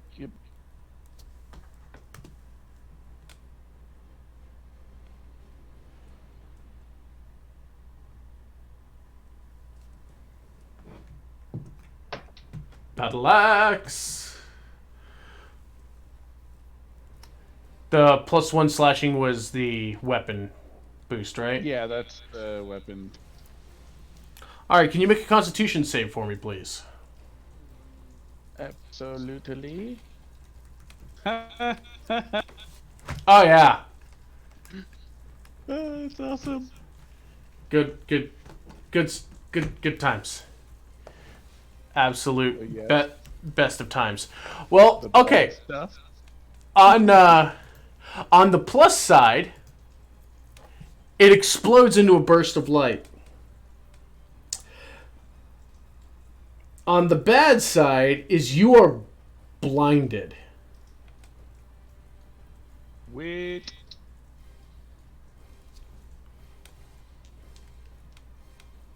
So, that's a thing. And, of course, it had to be the freaking one that was carrying the token action. That's why I don't delete them more in my game. I just kind of drag them off to the side. Yeah. And, of course, I have no keyboard. Because it's always like the first one to. Oh, Clan. Ay. Why does this thing not want to connect? Right? Does that... Well, anywho, as you fix that and Morgrim is blind, can he, at least, skin and feel the wall and try and make some progress into the house? Yeah. Well, we could say you'll move at half speed moving in. Move what? You can move half speed just following across the wall.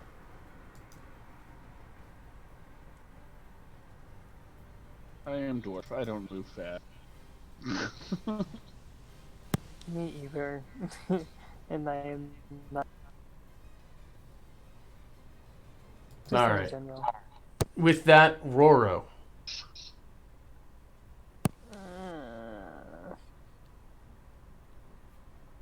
He's going to be upset because his first attack missed, and then this bitch got a hit, and he's gonna pull out his shiny new sword. Woo! Sword! So you stab the shit out of it. Ah. Borgum's gonna get whatever he wants from now on. You stab it. You stab it good. It looks like it is. You've definitely crippled it with that strike. It is still standing, but it is not having a good day. And just to make sure I remember everything correctly, to give an inspiration is a bonus action, right? You are correct.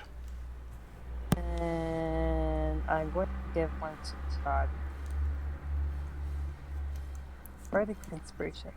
Yay, Scotty. Scotty's got bardic inspiration. You have to make a deal and yell "peacock cock" at the beginning of your next turn. I don't think so. He almost died from my peacock cock. It's fine. No. Anything else you're doing with your turn, Roro? No, I will yell for Scotty. Scotty is standing right next to you. Yelling at It's them. fine. No, I think he was gonna yell peacock for Scotty. Oh. Okay. That's a delight. Okay. Gil, who is surrounded by these guys.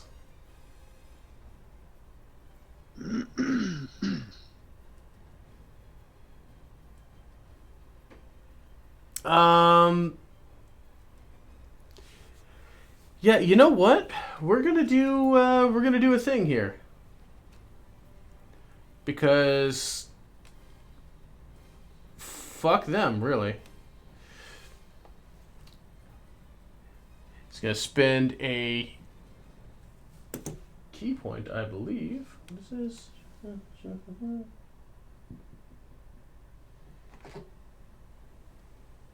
15-foot cube.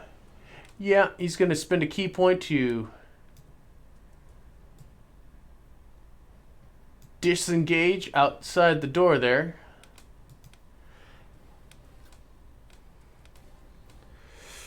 And, yeah, a peal of thunder emanates from him and ripples outward. They have to make a... Was that Thunderwave? It is Thunderwave. You know this. I thought we weren't 16. allowed to use Thunderwave. Who said?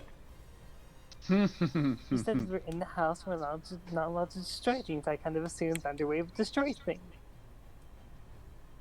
Maybe. You're making a lot of assumptions there. So I know that. Successful. Come on, where's it? What does it say its save is? Constitution for these things. All right.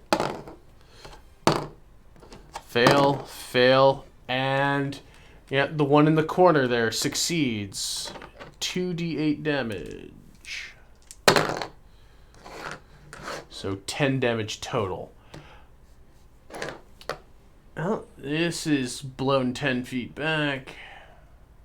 Blown 10 feet back. But they're still alive. This one is only taken half. Okay. So he hits him with that. Yeah. You all hear the very loud crack of thunder and screeches of these things just... He's like, that's right. Come on, you bitches. Scotty. Is so turned on.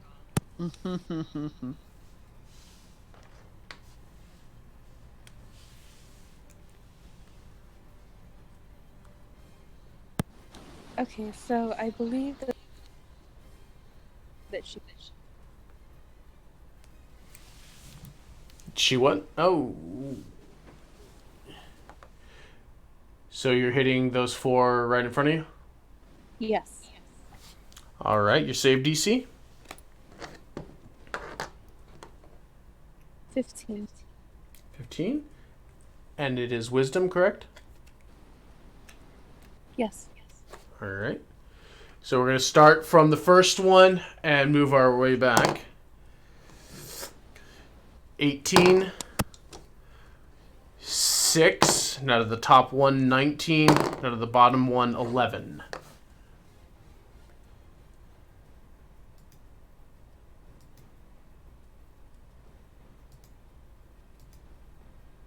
So you managed to catch half of them. Well, at least that's something. Also, she can't do. She won't. Duck back into the room. Yeah. Okay. And All right, ending her turn comes to these guys.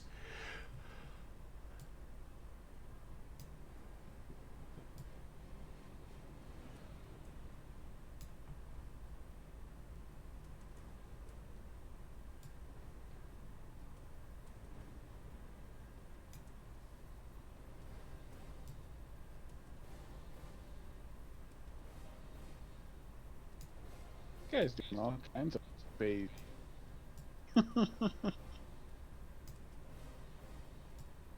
What's that? That one is just jumping through walls all over the place. Fun. Technically, he's on the roof, so... I have a suspicion Roro's a bad day. so you're gonna tell him that, but when I ask? Well, Fluffy is favorite, so. Oh, sir, we are fighting. I mean, I have been playing with Quinn for way too long. No, you see, the reason why I mention this now is because, Scotty, you are now in the room, and you see the thing that the light barricade that that Morgan had put up has gotten ripped away, and you see one of these things in the window.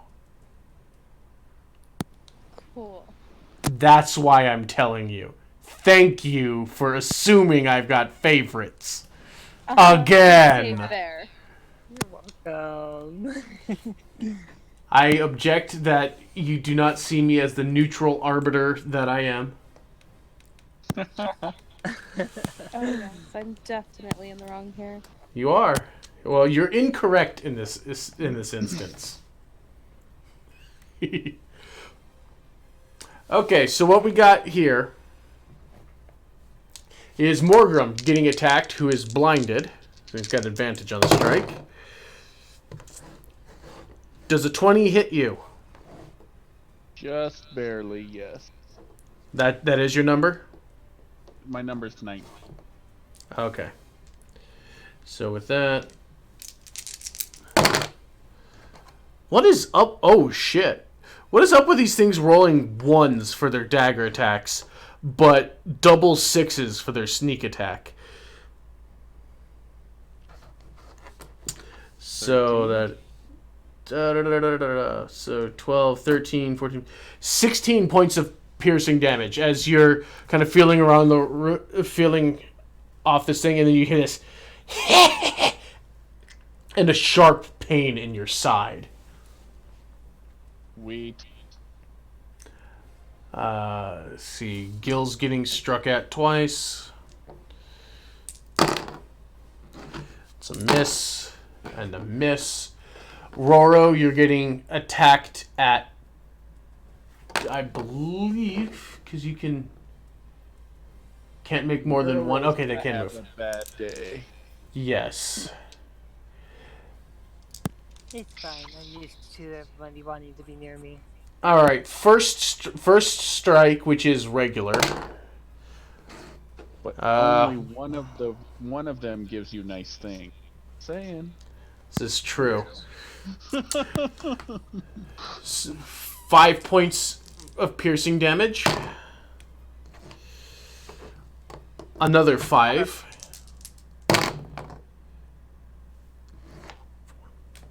So you've taken a total of 17 points of damage as these things come in with their knives, and they're swarming over you, stabbing at you, and you're having a hard time fending all of them off.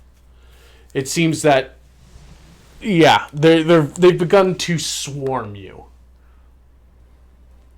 And just as a note, they were getting +2 to their attack rolls for having flanked you.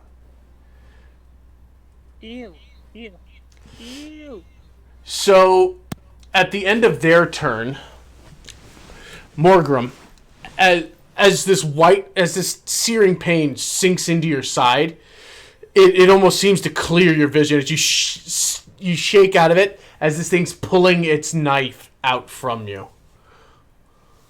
But you can in fact see.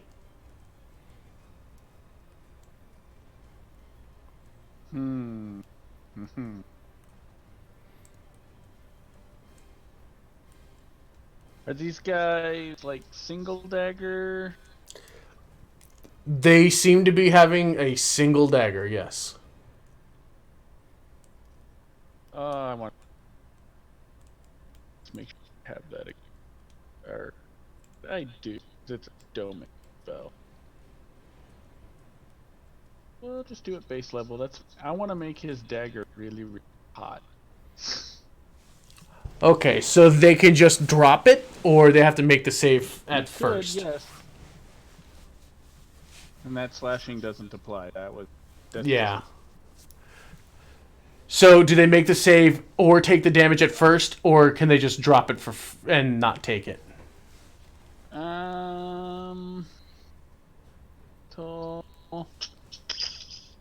New metal weapon. Gonna glow red hot.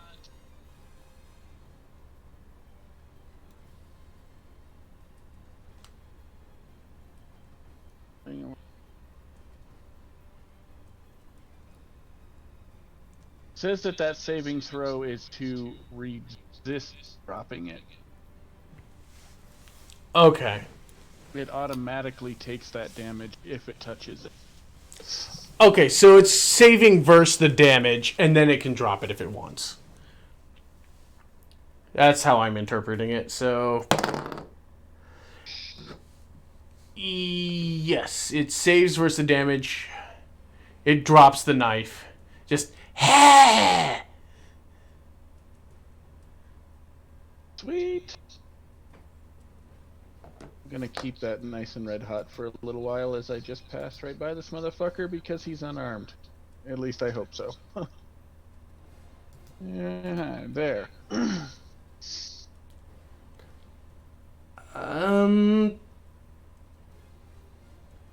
Yeah, he is unarmed. He will take a swipe at you regardless, but...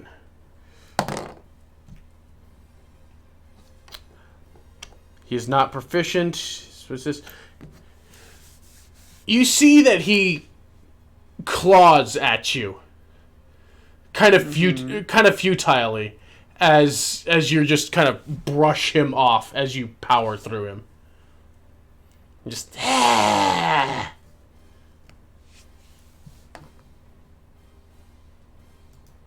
That's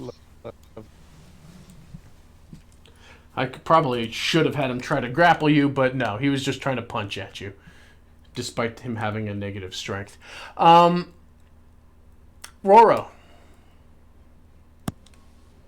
Not pleased with his situation. And being rather encouraged by Gil's performance.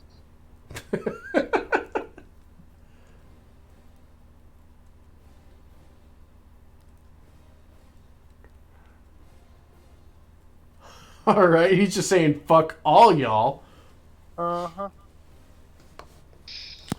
All right, so that is the 4 to the left of you. Yep. Seems more logical. All right. Con 15, so they got a... All right, this one. Natural 20. Failure. 19 plus 1. And 16 plus. So Not even slightly fair. one of them saved, or one of them didn't save. That was this one here, which, yeah, he is just. He's just gone. He's gonna go bye now. Now the rest of them take half damage. That's 19. So 8 damage here. They have not been hurt. Well, no, this one was already injured. So those two go. Yeah. The other two are quite injured. Roro, make a Constitution save. Same with you, Scotty. I argue against that because she's in the other room, staring out the window. You are within 10 feet of this blinding No, I explosion. am arguing against that. There is a wall in between her and that. It should not happen. Did you close the door behind you? I don't hear It's that you mostly closed the door. closed. Oh, you're just making things so that they work in your favor. Fight me. She is looking out the window. There is a wall separating her from the light. You can make your save with advantage. Compromise. Compromise. What about me? You're blinded. You failed. I know. Why?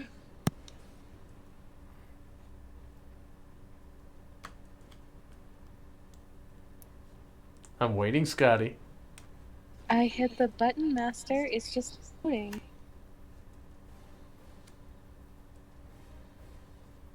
There's no... All right. Well, with advantage, you got through. You're fine. Thank you. I am not done yet. Well, that's fine, because this was just when it burst.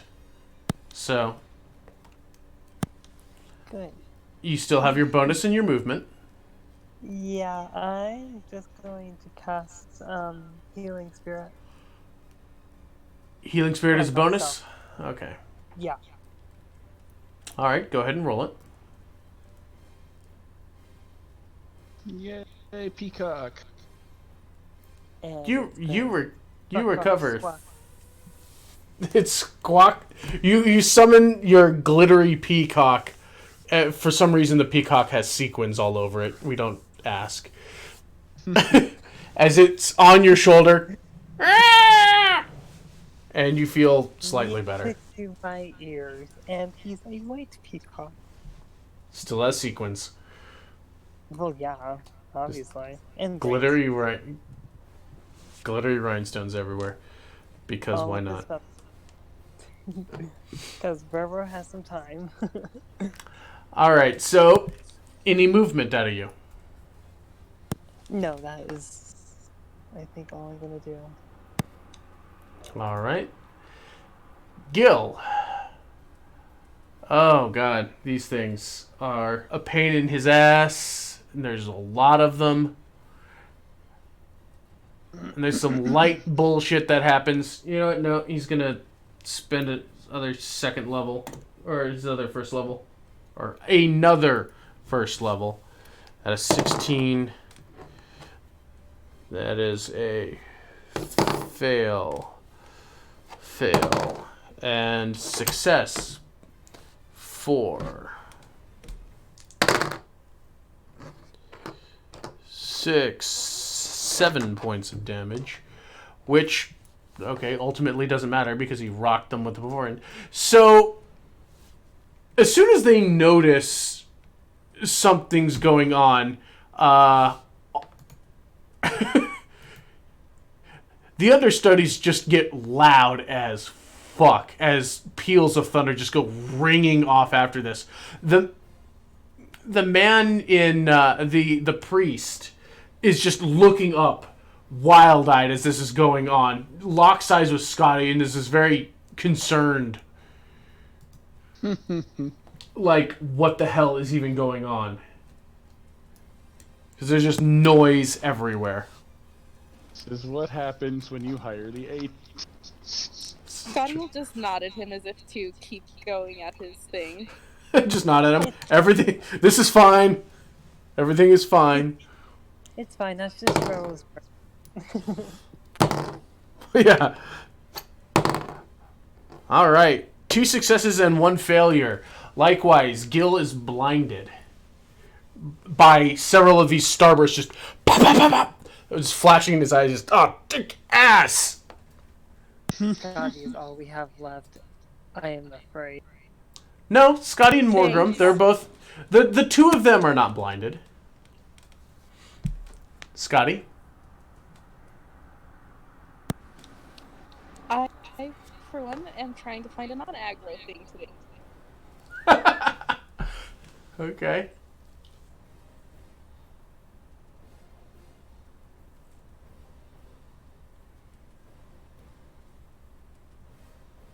I'm really scared of what will if she actually kills me.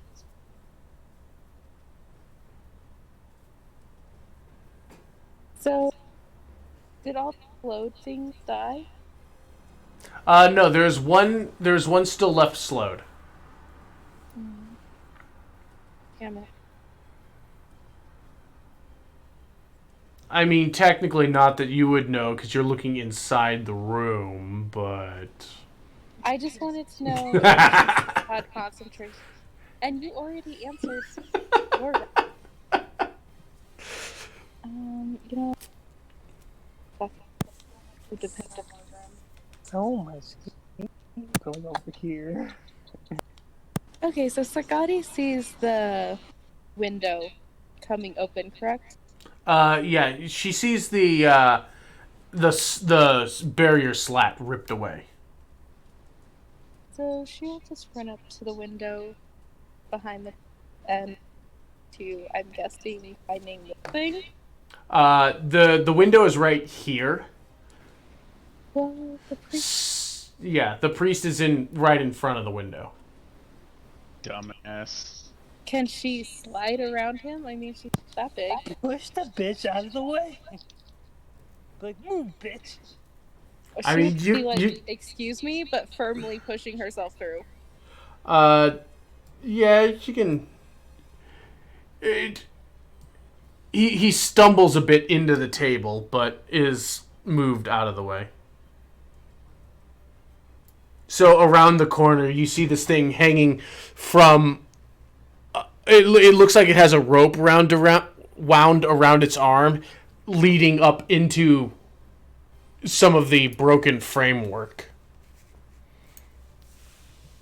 Okay, so if she leaned out the window, she could be staring right down at him, right? More or less.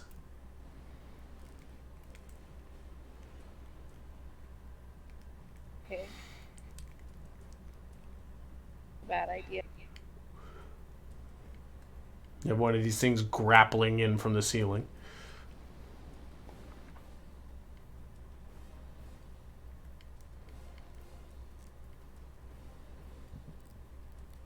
Into his...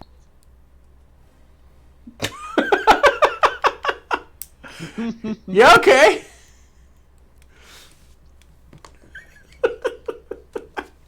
Can't you just picture hello?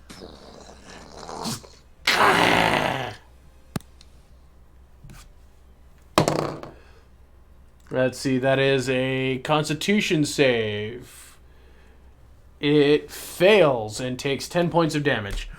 You see the cloak. The cloak is blown back. There are icicles formed all on it. Its hood is blown off too. Where you see this very sallow, ashen-skinned thing with these long, wiry eyebrows but bald otherwise, and its head kind of slopes back inward, and its ears come to kind of wicked-looking points as it just kind of snarls at you with broken teeth and frostbite forming on its face.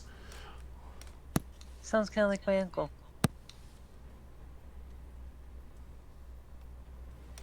All right.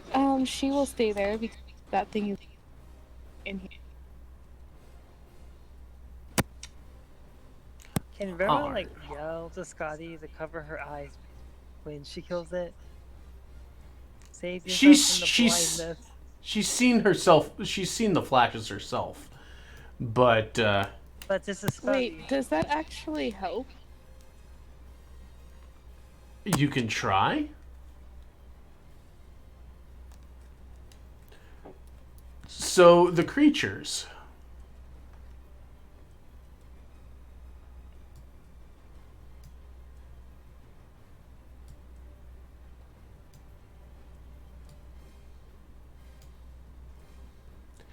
This thing is darting past Isn't that an you. opportunity of strike right there, or You can attempt it. Please. So it moves away from you. I'm going to need both Scotty and Roro to make Constitution saves for me, please. Wait, I have another argument. there's like a Scotty? man blocking me? No, Scotty is like half hanging out the window face to face with this frozen thing. She should get advantage again. It came in behind her. She is not looking into the room. I'm already blinded. What's he gonna do? Burn my eyes out? You see, here's the thing. You hear this thing barging inward. But Roro has it, so she's not worried. She's worried about the thing at the window. Oh, you trust Roro that much? Make your Constitution save. Oh, that is big boy. You're fine. You bitch, and you bitch, and you bitch. Hey, I And am you just doing roll. the best I can to get what I can. Oh God, I've not heard bargaining this bad since Liam and. I'm not sorry. Oh my God, why can't I? Oh, I can't remember her name. Goddamn. So, Liam and Laura always trying to bargain for advantage. Liam was my first Aussie. since I'm already blinded, do I get like less blinded? Oh, that's. Oh, you know what? Actually, that is a very good point. Being blinded, you were making your strike with disadvantage. Good job, Kevin. No. So it is still actually alive. You misheard all of that. So 5, 10. You don't know what you're talking about. Oh my god. Wait a second, he was slowed though. He was one of the ones that was left slowed. Yeah, and he was right here. Objective. So that's 5, 10, 15. Yeah, he can just make it there. And Bargain he that is grasping for the priest. God, he just turns around and goes, "God damn it, Roro." The priest, the priest, exhausted as though he is, manages to keep the satchel in hand and away from the creature.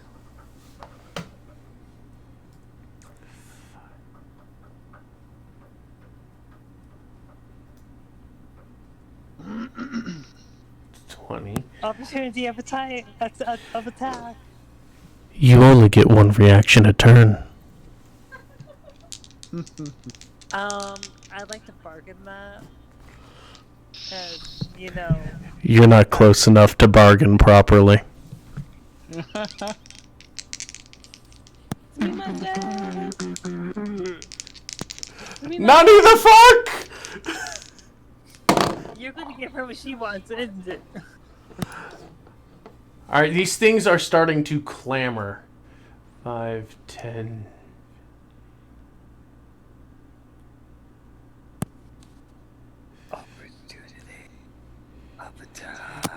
So, Scotty, we're gonna need you to make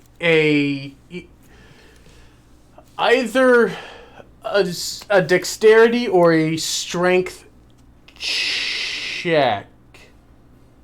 We'll say if you've got either athletics or acrobatics, go ahead and make that check because you have a very frostbitten thing trying to cannonball past you. So I can do athletics. You can do athletics if you choose. Oh, she's 'Cause female it's- and she is Dexy. Because it's certainly going to be using its dex. It's not a... okay, go.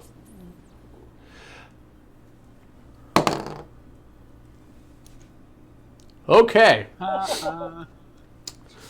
So it rolled. Dear Scotty. It rolled a 2. I mean, plus, yeah, Scotty, unexpected muscle wizard.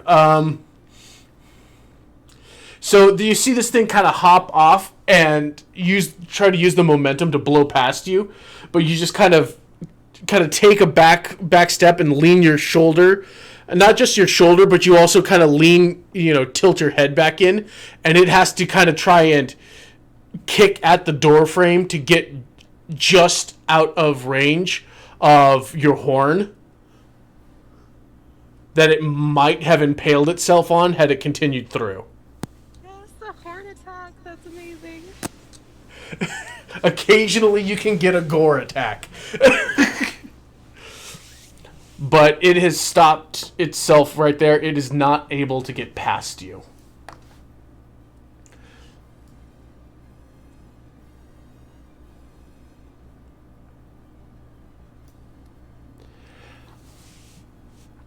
Not having its dagger, it resorts to other things. It doesn't see this cannonball maneuver, but it does see an opportunity as it jumps up onto the door frame. I'm going to need you to make a contested grapple again. So you need another athletics check? Athletics check, yes. Oh, shit. Okay, well, this was its turn. You crit yours, but it crit its on this turn.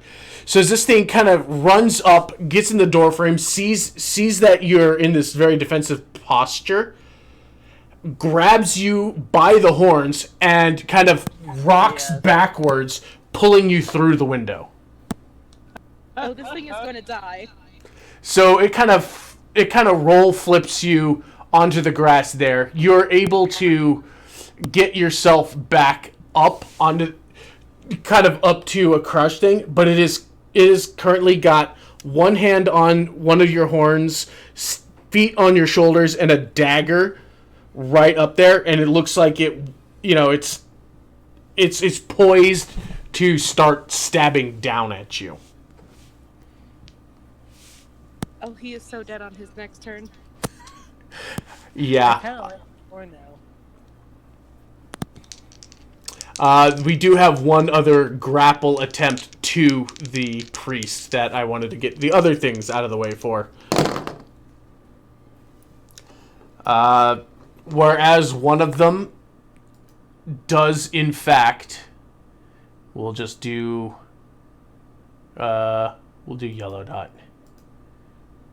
Hot Potato has now begun as it wrenches the bag away and takes a step back away from it, away from the priest, who is too exhausted to really fight back from that. Morgrim. You saw the one that you heated the dagger just run out the front door. Hmm.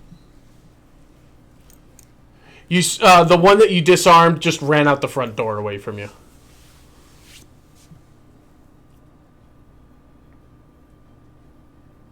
Is Roro still blind? It was the end of the creature's turns. Everyone who was blinded is no longer blinded. Oh, good. Like, stop being dramatic about it then.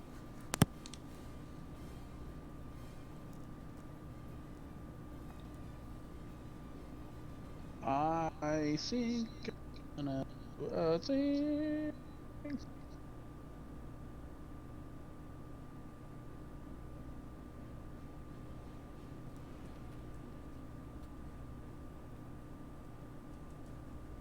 Sweet. Yeah, I'm gonna do a thing. I like making weapons all cool and fiery, so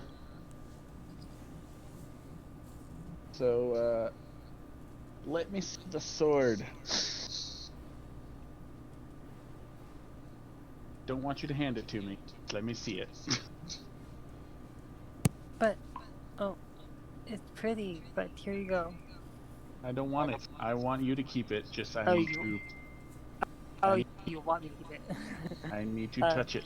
You'll kind of hold it out still? Oh shit. And it's gonna be fire.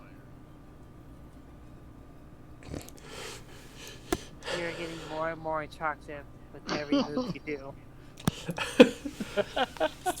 So basically, he comes out. He wants. When I You know, casting that, so it is a +2 weapon that does 2d4 fire. Okay, psycho, sure. So basically, he comes up to you and is like, "Show me a sword." You kind of lift it up as he takes the kind of lifts his shield up, runs the flat of his axe across it. As you see some sparks kind of generate around the tip, he taps the kind of the basket hilt, and you see those sparks that he kind of shifted off of the shield fall onto the basket hilt, and then vibrant flames just spring up and are wreathing the blade. And you hear an alarmed from your shoulder.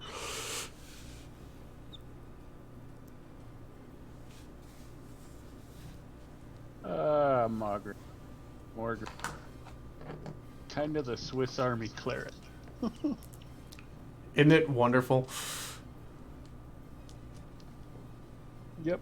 I'm good because I don't got anything.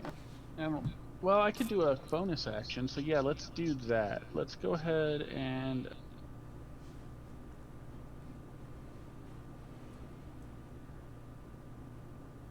Damn it, I need to turn off the slashing on spell, but.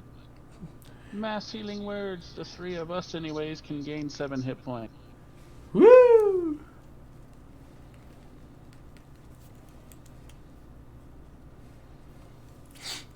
Okay. That is all.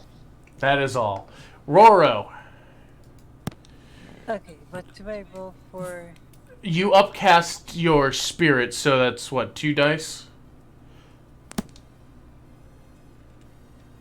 I upcasted it as well. Yeah, I know. That would be 2d6, I believe. Let me see. See what your healing spirit was. Heat metal. Oh, 1d6, so yeah, 2. Yeah, you're healing like 2d. So yeah, roll 2d6.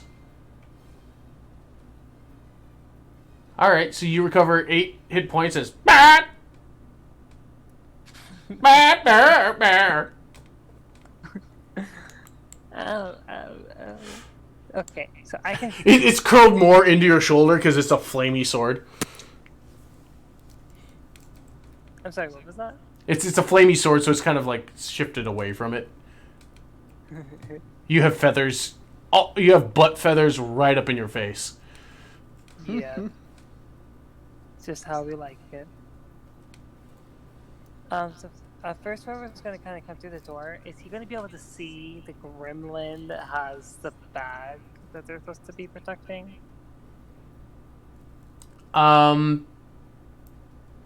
Make a perception check.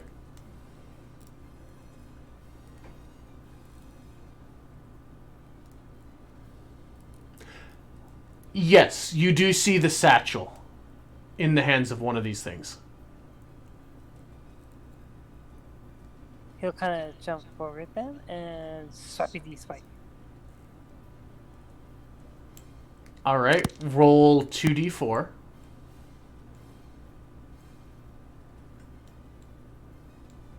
All right, it's alarmed, but alive. It's also additional 2 damage. If you didn't factor that in, because it is +2 with the Yep. 2d4. It is alarmed, but alive. How long does the The flames last up to concentration to an hour. Jesus? How Yeah. nice.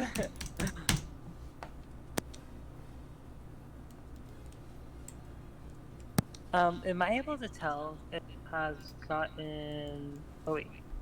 Well, if anyone else is pretty much injured, so I can send my spirit to them?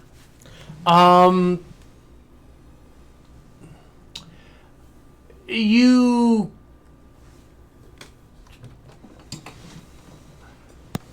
It was Morgrim was perhaps a little roughed up, same as you, but currently their spirit is literally just in that space. So it doesn't move with you unless you're using your bonus action to move it. Oh yeah. Okay. Then I think I will just kind of shift it over onto Morgrim. Okay. So basically, as you were moving, the bird just... It is now... You have spectral, glittery rhinestone bird on your shoulders. Nice. You've been blessed. Okay, so that was my bonus move, so never mind, we're good. Should I Okay. roll for healing now, or... That would be on the start of his turn. Okay, perfect.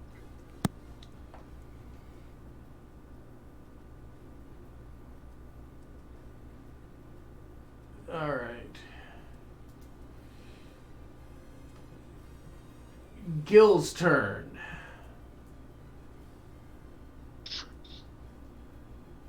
There's nothing there. Yeah, you would have seen Roro run in. 5.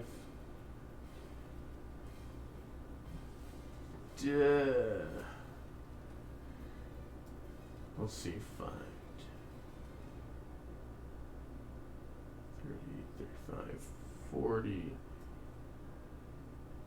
45. He will dash out here to hear the very indignant yell I'm sure he heard to bear witness to all this shit and chicanery. Scotty. Okay, this thing did a huge bad by Scotty. She is pissed. You done So goofed. fucking pissed. So, fire. And that's bonus action. Oh, yeah. So you're casting it right off in front of you? Whatever is standing on her shoulders with horns in hand. Okay. Oh god. Watch me catch something on fire again, damn. Keyboard still... Hold on to nothing. Looks like I know what I'm buying tomorrow. I need to get something wired. Because that shit is No bueno. Okay, so,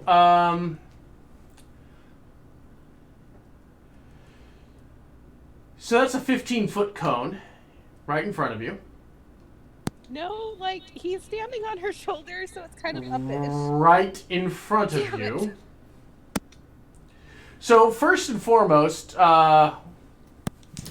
Move Let's your spellbook see. out of the way. oh no, spellbook's not in danger. There's not... Ah, there's people! Wait, no, there's a wall! Quinn! Yeah, Come on, please! nope. You're breathing right into this thing, and beyond it is an open No. window. Quinn! So the thing in front of you makes it save as it kips up off your shoulders, landing on top of your horns for a moment before rolling back down.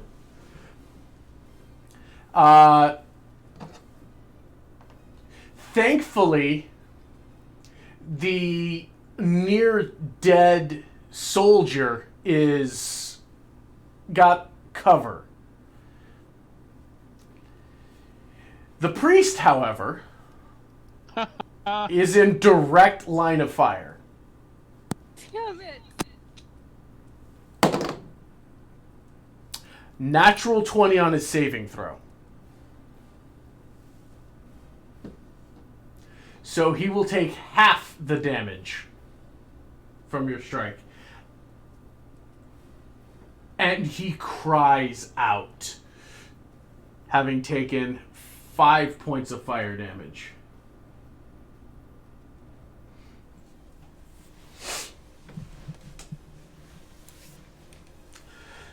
So, Teach this girl where to use and where not to use fire. I'm crying right now, this is awful. oh my god, this is hilarious. Well, at least it won't take the entire crew down with you, and your spellbook and your cat are away. So, that was my bonus action. Can I use more fire? No. I mean, what do you have as a bonus action? No, that was my bonus action. Dragon's Breath is a bonus action? Yes, which I am so freaking excited about, I could die. Hold on. Let me just double check that real quick here. That's what it says in my spellbook. I want to You double don't trust check. me? You I think I'm want to lying. know. I want to know for myself. Because it might be a bonus action to exhale, but an action to cast is my thing. Casting time, 1 bonus action. All right. Yeah. All right. That is your bonus action. True. Thank True. you. Now, yes, more fire. So, is this thing standing in front of her? Yes, you are still you are considered grappled by this creature. Still? Yes. Okay. So you can use your Yeah, I action said to it was you can use your action to try and shake it. Or I can... You basically just have a 0 movement speed.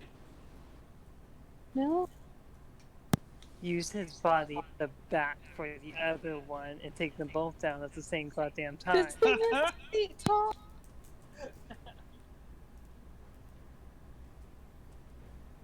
So I can't use Sacred Flame on it? You can. Okay. This one Read only... the distance. I read this one. It only hits what you can see. Yeah, it's a single target. 3 points. Cool. Quinn's using the DM voice. Oh yeah, it's a single target, but you're about to find out what's gonna really happen. Oh no, it's perfectly fine. It just gets a save, which it makes. Damn it! 14 plus 3. I am channeling Scotty's aggro rage right now. Oh god. Oh, that's cute. You turned into a Shibi.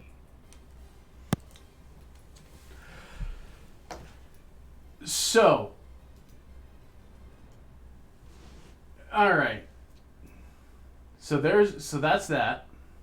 It brings it to the creature's turn now.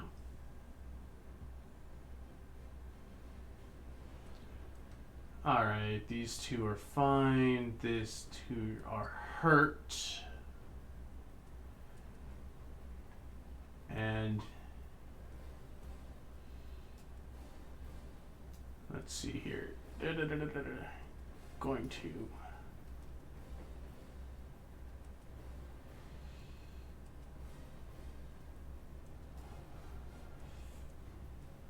10 and 25. Right, so it's 5, 10, 15, 20, 25, 30. It is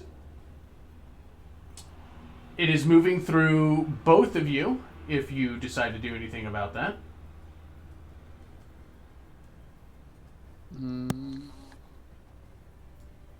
Oh, one of them moved up that. Yep. So basically he's pulling away to here. Roro, if you want to take a swipe at him as he's leaving your area. I'm gonna see what the guy holding the bag does first. Okay, so you're not taking your strike at him. No.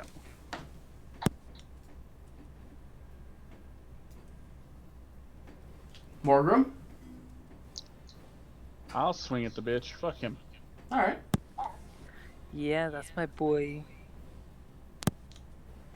Alright, you swing and miss.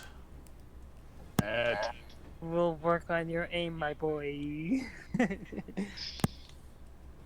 I gave you the good buff. I know.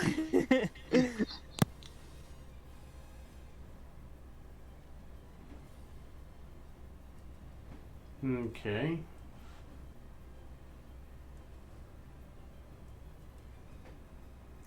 Let's see. He's going to go.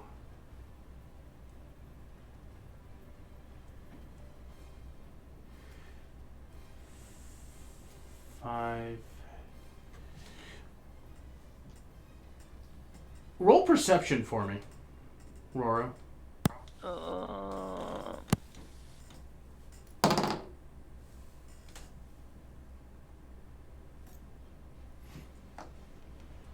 Okay.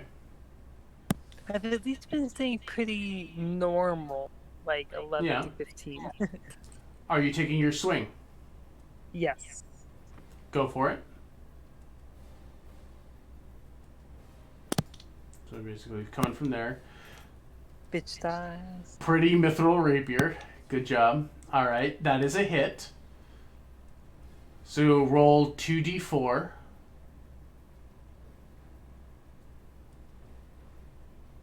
Eight, 9. Now, this is one that you had hit. Yep. All right. Roro, Morgrim, go ahead and make Constitution saves. No, fuck. Damn it. You know More- what? I'm cool with it. I'm actually cool. Just grab the bag, Morgram. Grab it. I'm blind too. Morgrim, you make your save. Ah, okay. I'll take it. 5, 10, 15, 20, 25, 30. 5, 10, 15, 20, 25, 30. Morgrim, give me a perception check. Okay. That motherfucker up there's got the thingy, doesn't he? In fact, he does. Son of a bitch. I hate everything. These guys, if they weren't such sons of bitches, they could form a defensive line for some football team.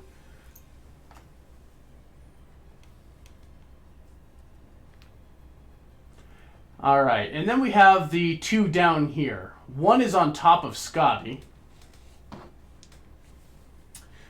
which will make an attack as one of them circles behind her.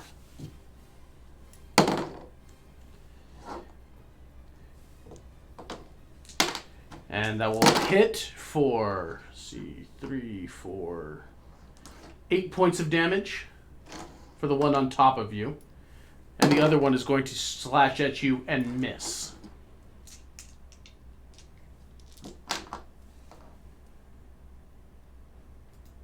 Morgrim. All right. First off, he's gonna call out that the one with the bag's heading out the back. And can I there? Is that a problem? Can you what? Can I see him up there with the bag still, or is that a problem? Let's see.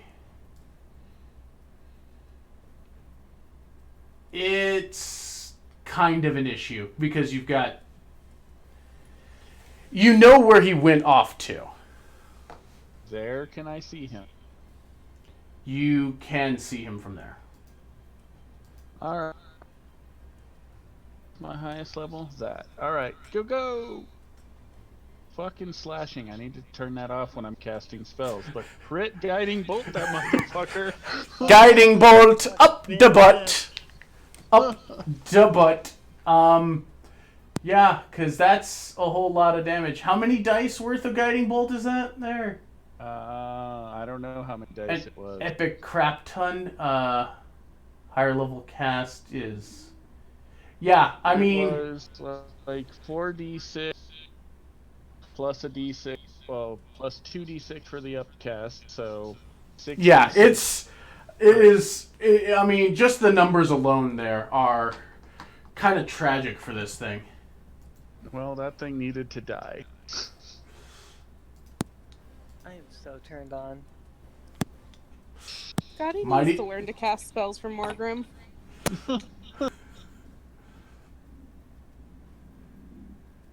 Alright, good job, Morgrim. And then, well, shit, that was...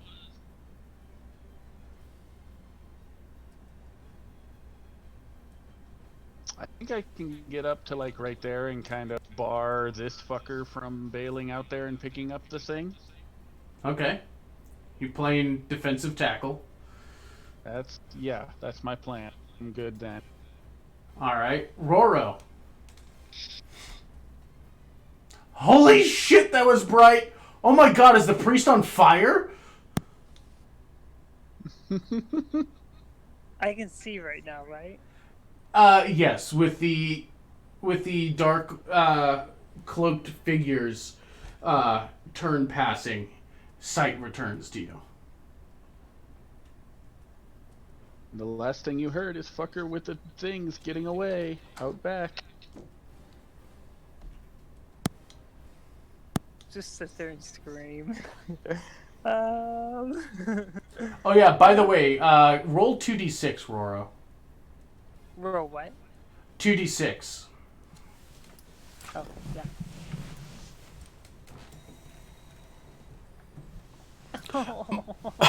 So Morgan deserves more than this. he does.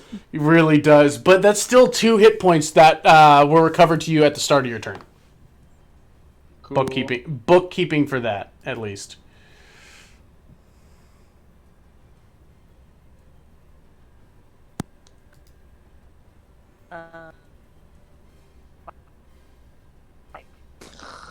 Or like, it'll be fine. Just singeing a little. He'll... He made his save. He's fine. Let's just... I mean, he did make a save, so he's fine, right? Define fine. He was just scorched out of nowhere. That's 5 hit points. You don't know how many hit points this guy has left. Oh god, that's true. This guy... Remember me saying how haggard this guy looked? Okay, Burba's gonna start patting him down, and hopefully it's not in any of the crotches area. They're patting all the fire out. Make a dexterity check.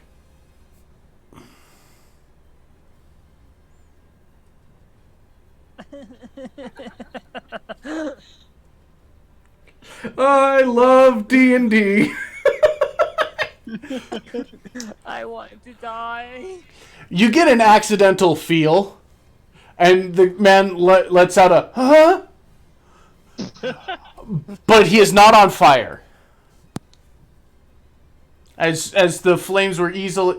It was little singe marks that you put out. Unfortunately, you cop an accidental feel.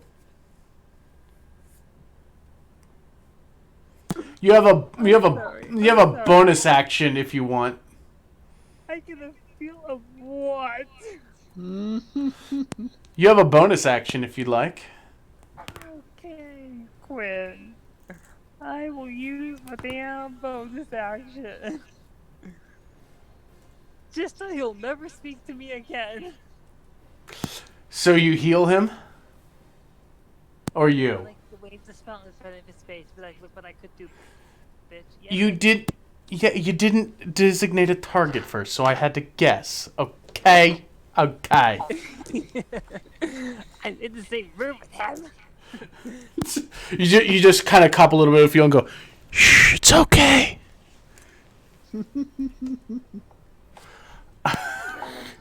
Gonna take the rest of his movement the fuck out of this room. You made 10 feet, so you had 20 feet still left.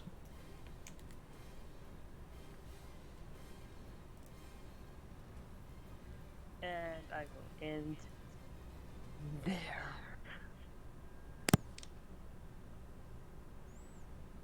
Okay. Thank you for the contribution.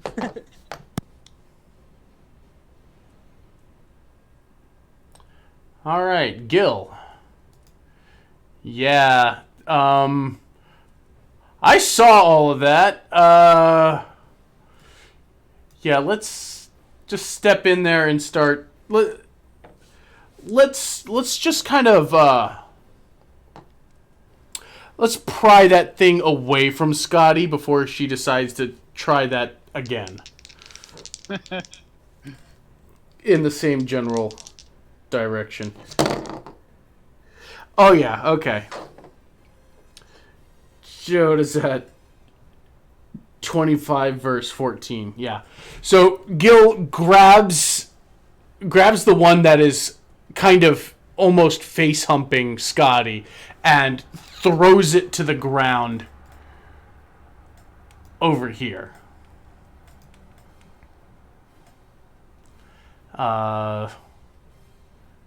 Yeah, he's put distance between the two of them.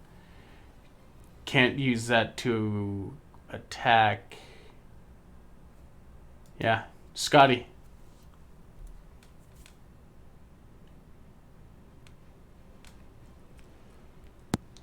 Okay, well, with one thing off of her, she... her thing as she did so well casting, avoid that.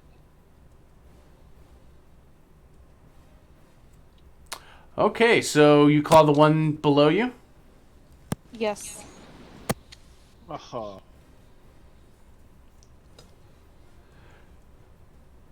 Alright, and then the one up here has... That's three. Okay. Alright, you make contact and rake across its leather attire, and it just kind of hisses at you. She feels the same to him. Anything else? Well, seeing as my one bonus action went so well, She's facing away from the house this time. I mean, that is true. but there are bushes everywhere. With my luck, I will catch one of those on fire. You might, but... Bushes aren't gonna complain about it. Then fine, I will do it again. Up to one... actually, No, you hadn't been attacked yet, so yes, go for it. God, this time we will go back to Frost. I think you have to choose. Can I switch it? No, it is fire until the end of it. Okay, well then fire again. That is how mad she is. Okay. Well, you definitely scorch some of the haberdashery around you. However, you're going to need to make a Constitution save. As well as Gil. Gil is fine. You are blinded.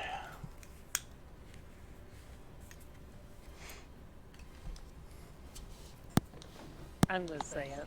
What?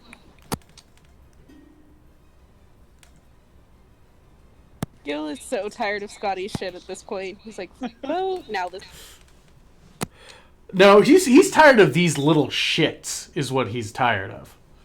Now, you keep saying that Scotty's going to leave Gil, just despite everything.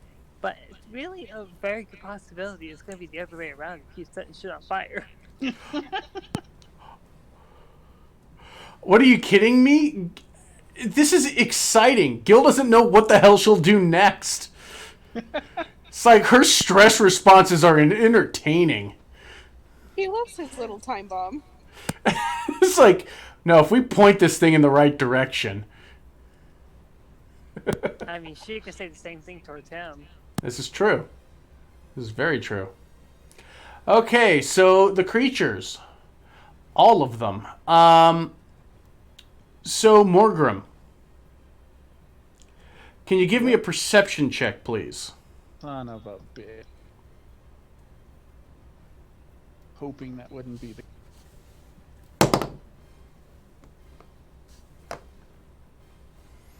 Okay, well.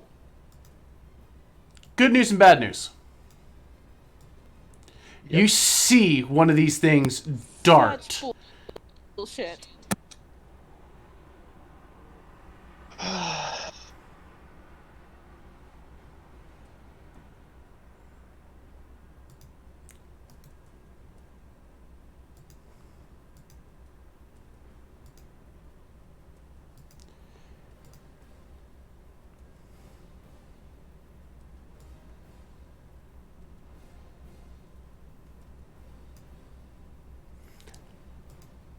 As it starts dashing away.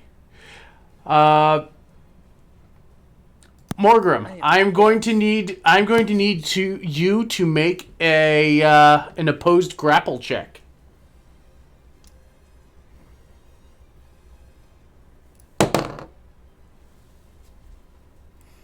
Oh yeah, this thing tries to go and wrestle at your ankles and try to basically Cobra Kai you, sweeping the leg, but you just kind of stomp your foot down.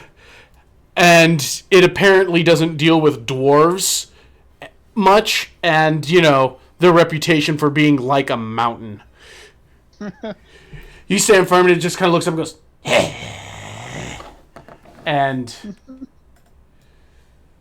disengage as a bonus. 5, 10, 15, 20, 25, 30. As it failing to knock you off your feet, it makes a bolt for the door.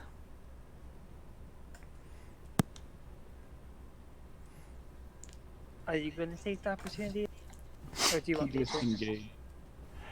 Yeah, so disengage for... He's unarmed. 5, 10, 15, 20, 25, 30, 35, 40, 45, 50, 55. You see one that is definitely not holding a dagger, kind of coming running up towards you, and just My old friend. well, at least that not that he stopped to pick it up, but at least the dagger he would have had has no isn't glowing anymore. Was I able to take an opportunity, guy? Against this guy? No, he was running outside of your range. Oh, okay. Never mind. Morgrim.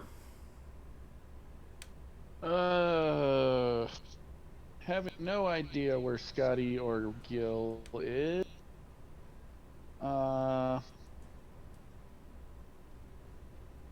He's gonna yell as loud as he fucking can.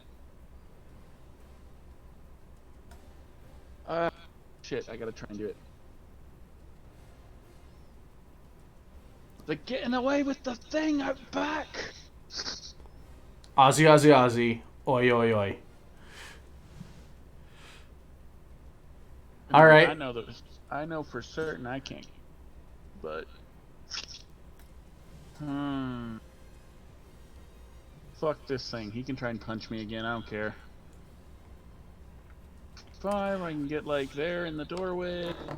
All right. Let's see. That is actually go and make a grapple check.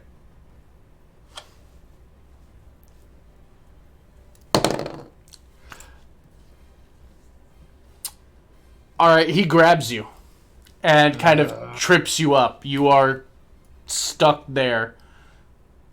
As you're trying to move, he grabs you and just holds on and just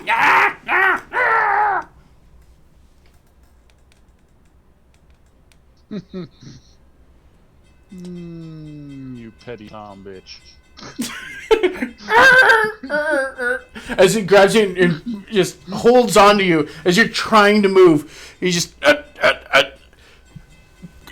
like an overhand tomahawk style chop down, and it just splits his skull. Go ahead and make a Constitution save, which you pass readily. So, here's the funny thing. Your movement drops to 0 because he grappled you. You murdered his face with your action. You can move. Alright, well, I will move her and keep anyway. Although, wait, come on. Oh, I can do a thing. Maybe. Can I see that guy?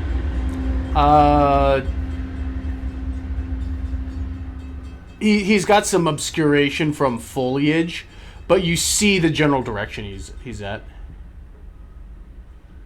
What are you attempting to do? I could, in theory, drop a spiritual weapon on his ass. In theory, yeah. Then fuck it. Sorry, you're gonna have to lose your. No, it's not concentrate. Never mind. Keep your glowy sword. What the fuck?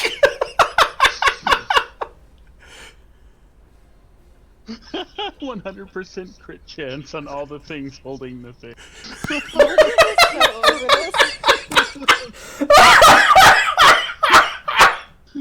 Oh my god!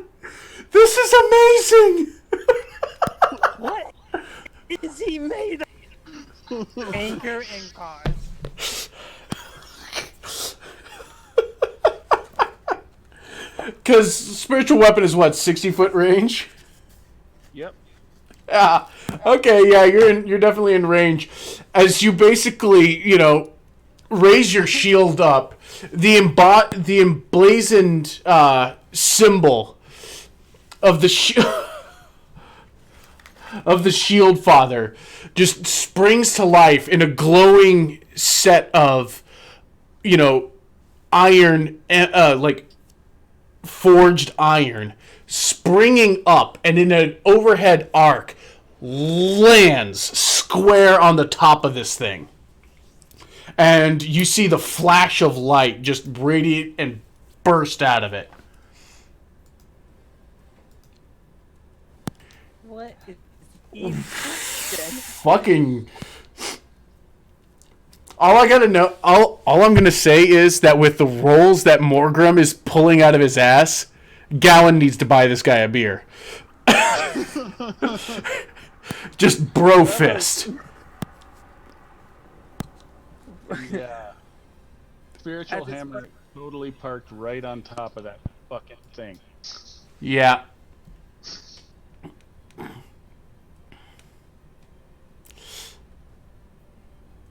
Oh my god. That is incredible. Roro. You just tell Roro what to do, honey. Mm-mm.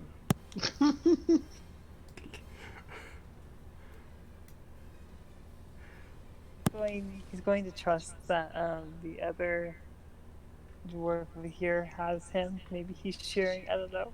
He's gonna. This has been like such good luck. So let's. I hate Aw. thinking about myself right now. that is. I'm so sorry.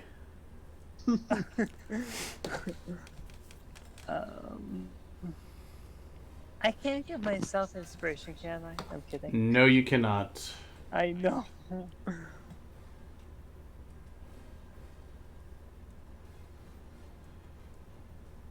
I'm gonna say I don't think I have anything else that would. No, everything else is an action. Fine. So Morgan stole all the good rolls. So Kinda, yeah. And Robo will let him go, apparently. Alright. So we've got Gilfan. What do we got going on over here? We saw the thing running away. So, just... You alright, Scotty? Fine. Oh, she's pissed. That's It's evidently steaming. that is power word fine. He'll take that opportunity to slip away. 5, 10, 15, 20, 30, 35, 40, 45, 50, 55, 60, 65, 70, 75, 80, 85, dwarf. Dwarf was blocking. Dwarf was blocking his last 5 feet as he double moves. Dwarf has a name. It's Morgrim. His name is Robert Paulson.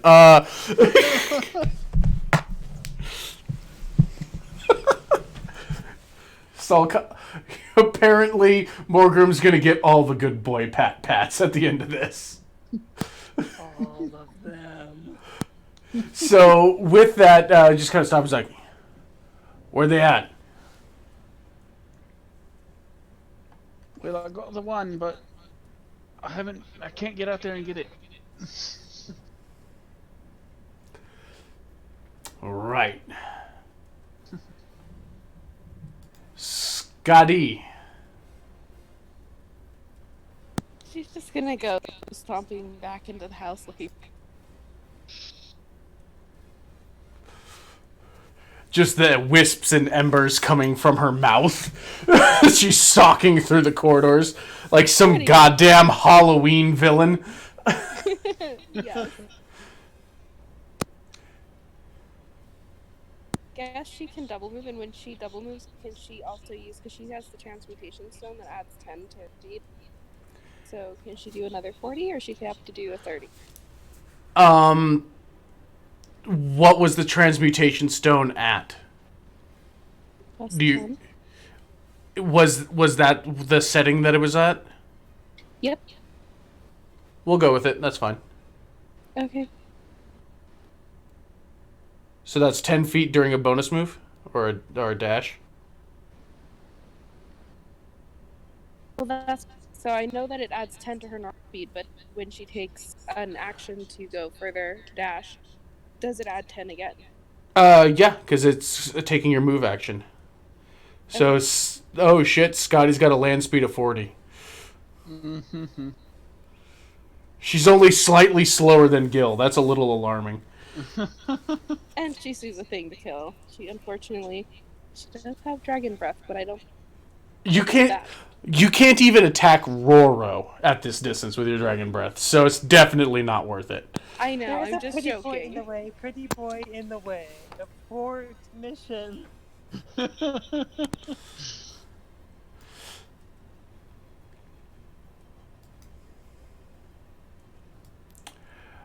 Okay. So, top of the round. If Nebula comes out of that forest clan, I am driving to Vermont tonight. Okay, specifically, I'm fine. Because it doesn't come out of the forest, but popping out of the well. I'm getting now. It is out of the well, not the forest. There was a couple of stragglers hanging back. I don't care. I mean, if okay, well, it's fine. You know what? I'll make you biscuits and gravy this time. Thanks, sweet. I won't eat it. Yeah, I know. I'd feel worse, but you're coming here to hurt me. So why am I going to make something that you like? Exactly. I'm gonna bring the bad boy pack. Oh. Anyway, disengage. 5, 10, 15, 20, 25, 30.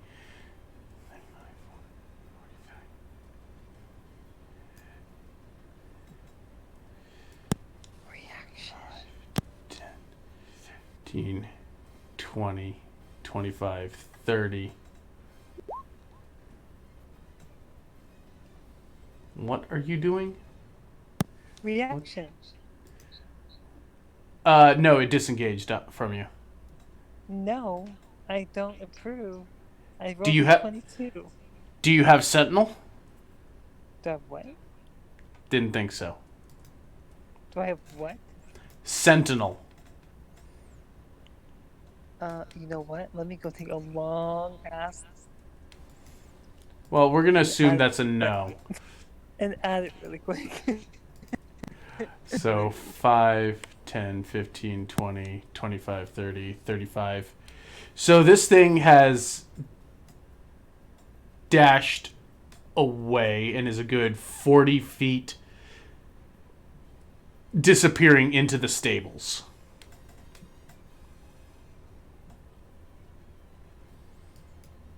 So my hammery thingy doesn't get to smack him up when he takes him? It can only act on your bonus action. It does not have reactions. Damn it.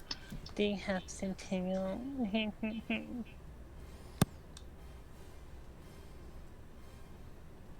I have being short. Move. Shit.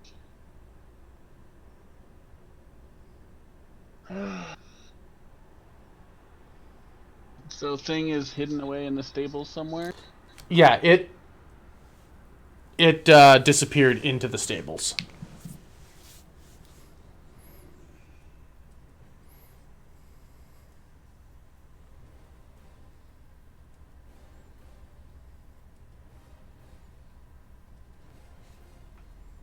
Mm-hmm. Take the whole stable down. Well, I can't see the stables. I just know they're up there somewhere. Yeah. Ben doesn't need to know that.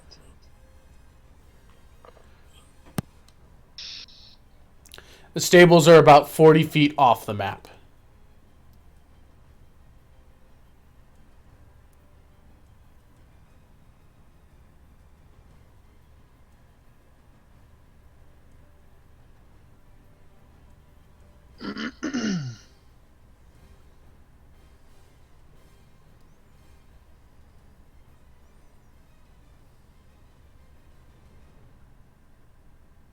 Okay, the molestation part probably going to be better than the fire part. If anything, we'll leave Railroad there for the night.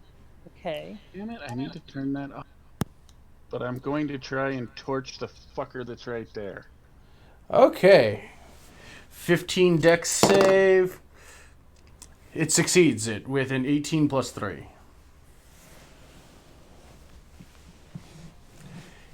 Anything else out of you? It's a bonus action to move my thingy, right? And strike with it, yes. Well, I don't know where in the stable he went, but I can move my thingy like, I don't know, 30, 20, 20 feet. Creature, yeah, so 20 feet. I can move my thingy 20 feet closer to the stable. All right. I think. Yeah, it's. I'll have to get a symbol for you if I don't have one somehow.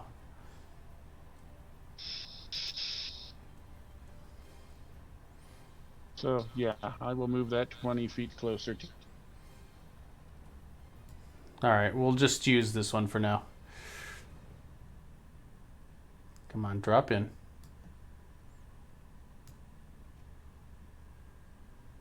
It doesn't want to because it's being a little bitch. So using a picture of me. Eh. But yeah, it's roughly right there. Roro. Roughly where? I don't see it. We're going to say roughly right where the arrow is pointing. We'll say it is now. It was like right. All right, then we'll say like there. We'll say it's right where the placeholder token is.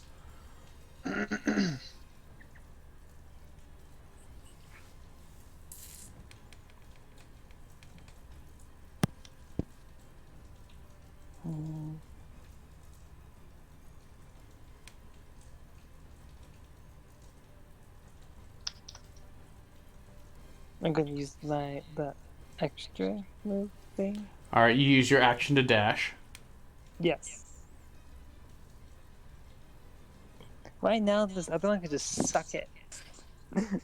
Okay. Anything you can do on your bonus?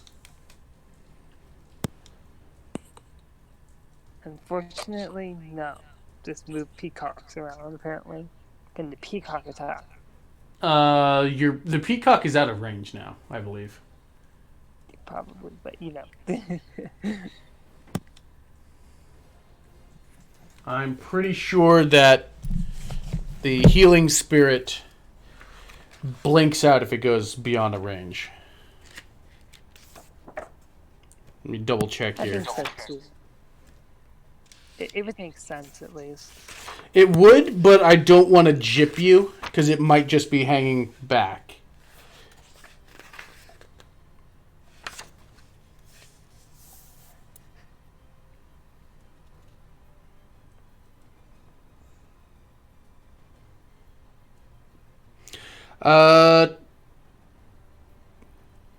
It does not say it blinks out, but it only has a range of 60, so let's do the quick math here.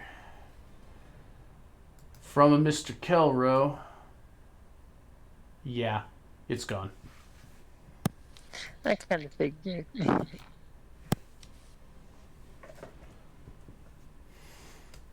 So dashing off after it, you lose that tether connection to the peacock.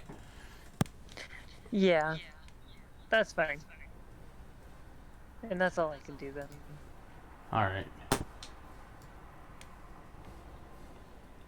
20, Yo, 25, happy 30. Up in there and find it. 35, parkour, 45. So 5, 10, 15, 20, 25, 30, 35, 40, 45.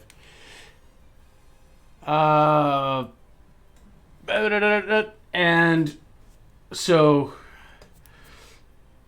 movement, action, spend a key point, step of the wind, and you see Gil disappear into the stable. God, I hope finds it. Scotty.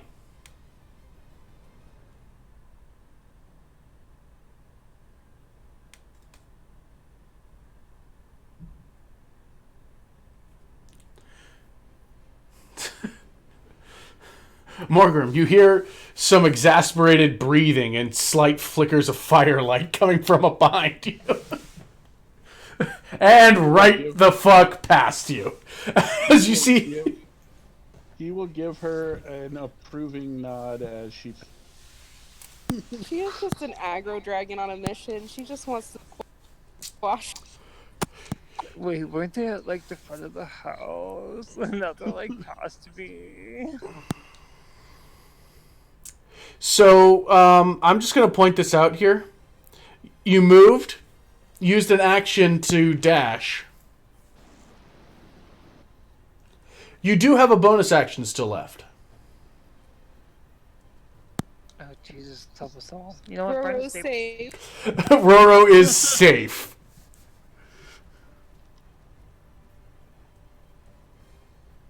Just tell me the duck.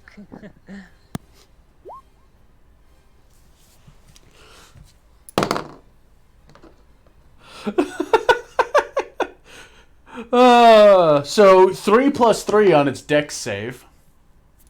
As she just kind of comes stalking up here and just as a gout of flame just engulfs this thing, and Roro, make a Constitution save.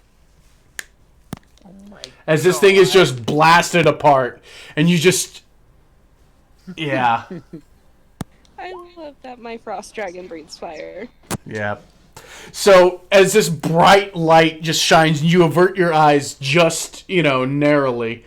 As, the flash and the flames just kind of curl up around, almost reaching, your hair as it's blown back by the wave of heat. And then you just see Scotty standing there, just kind of aggressive posture, hands clenching and unclenching at her side.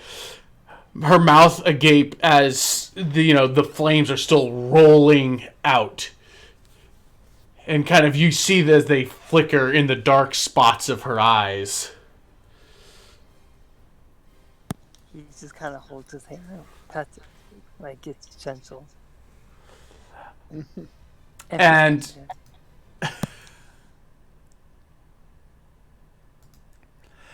And that will close out this section of our mission.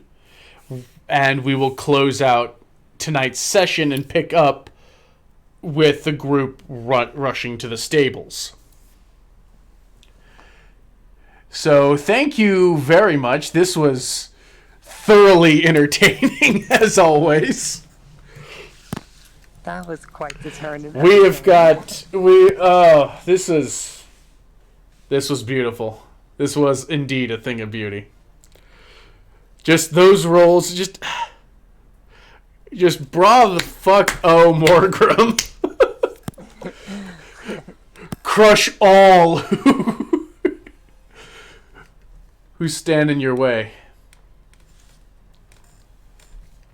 So, maybe, I don't know. At this point, he's like, I'm glad that our Sky Daddies get along, because I think we'll be okay.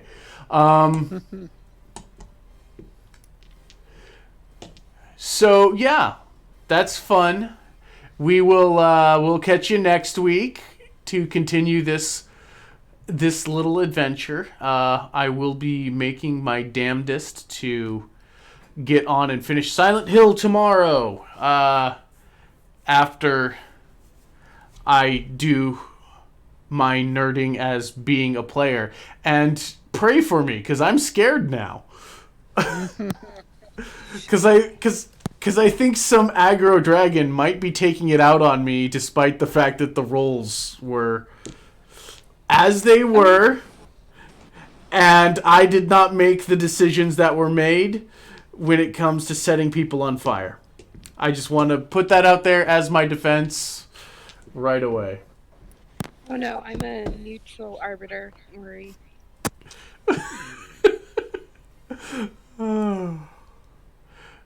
Pray for me. Anyway, we'll see you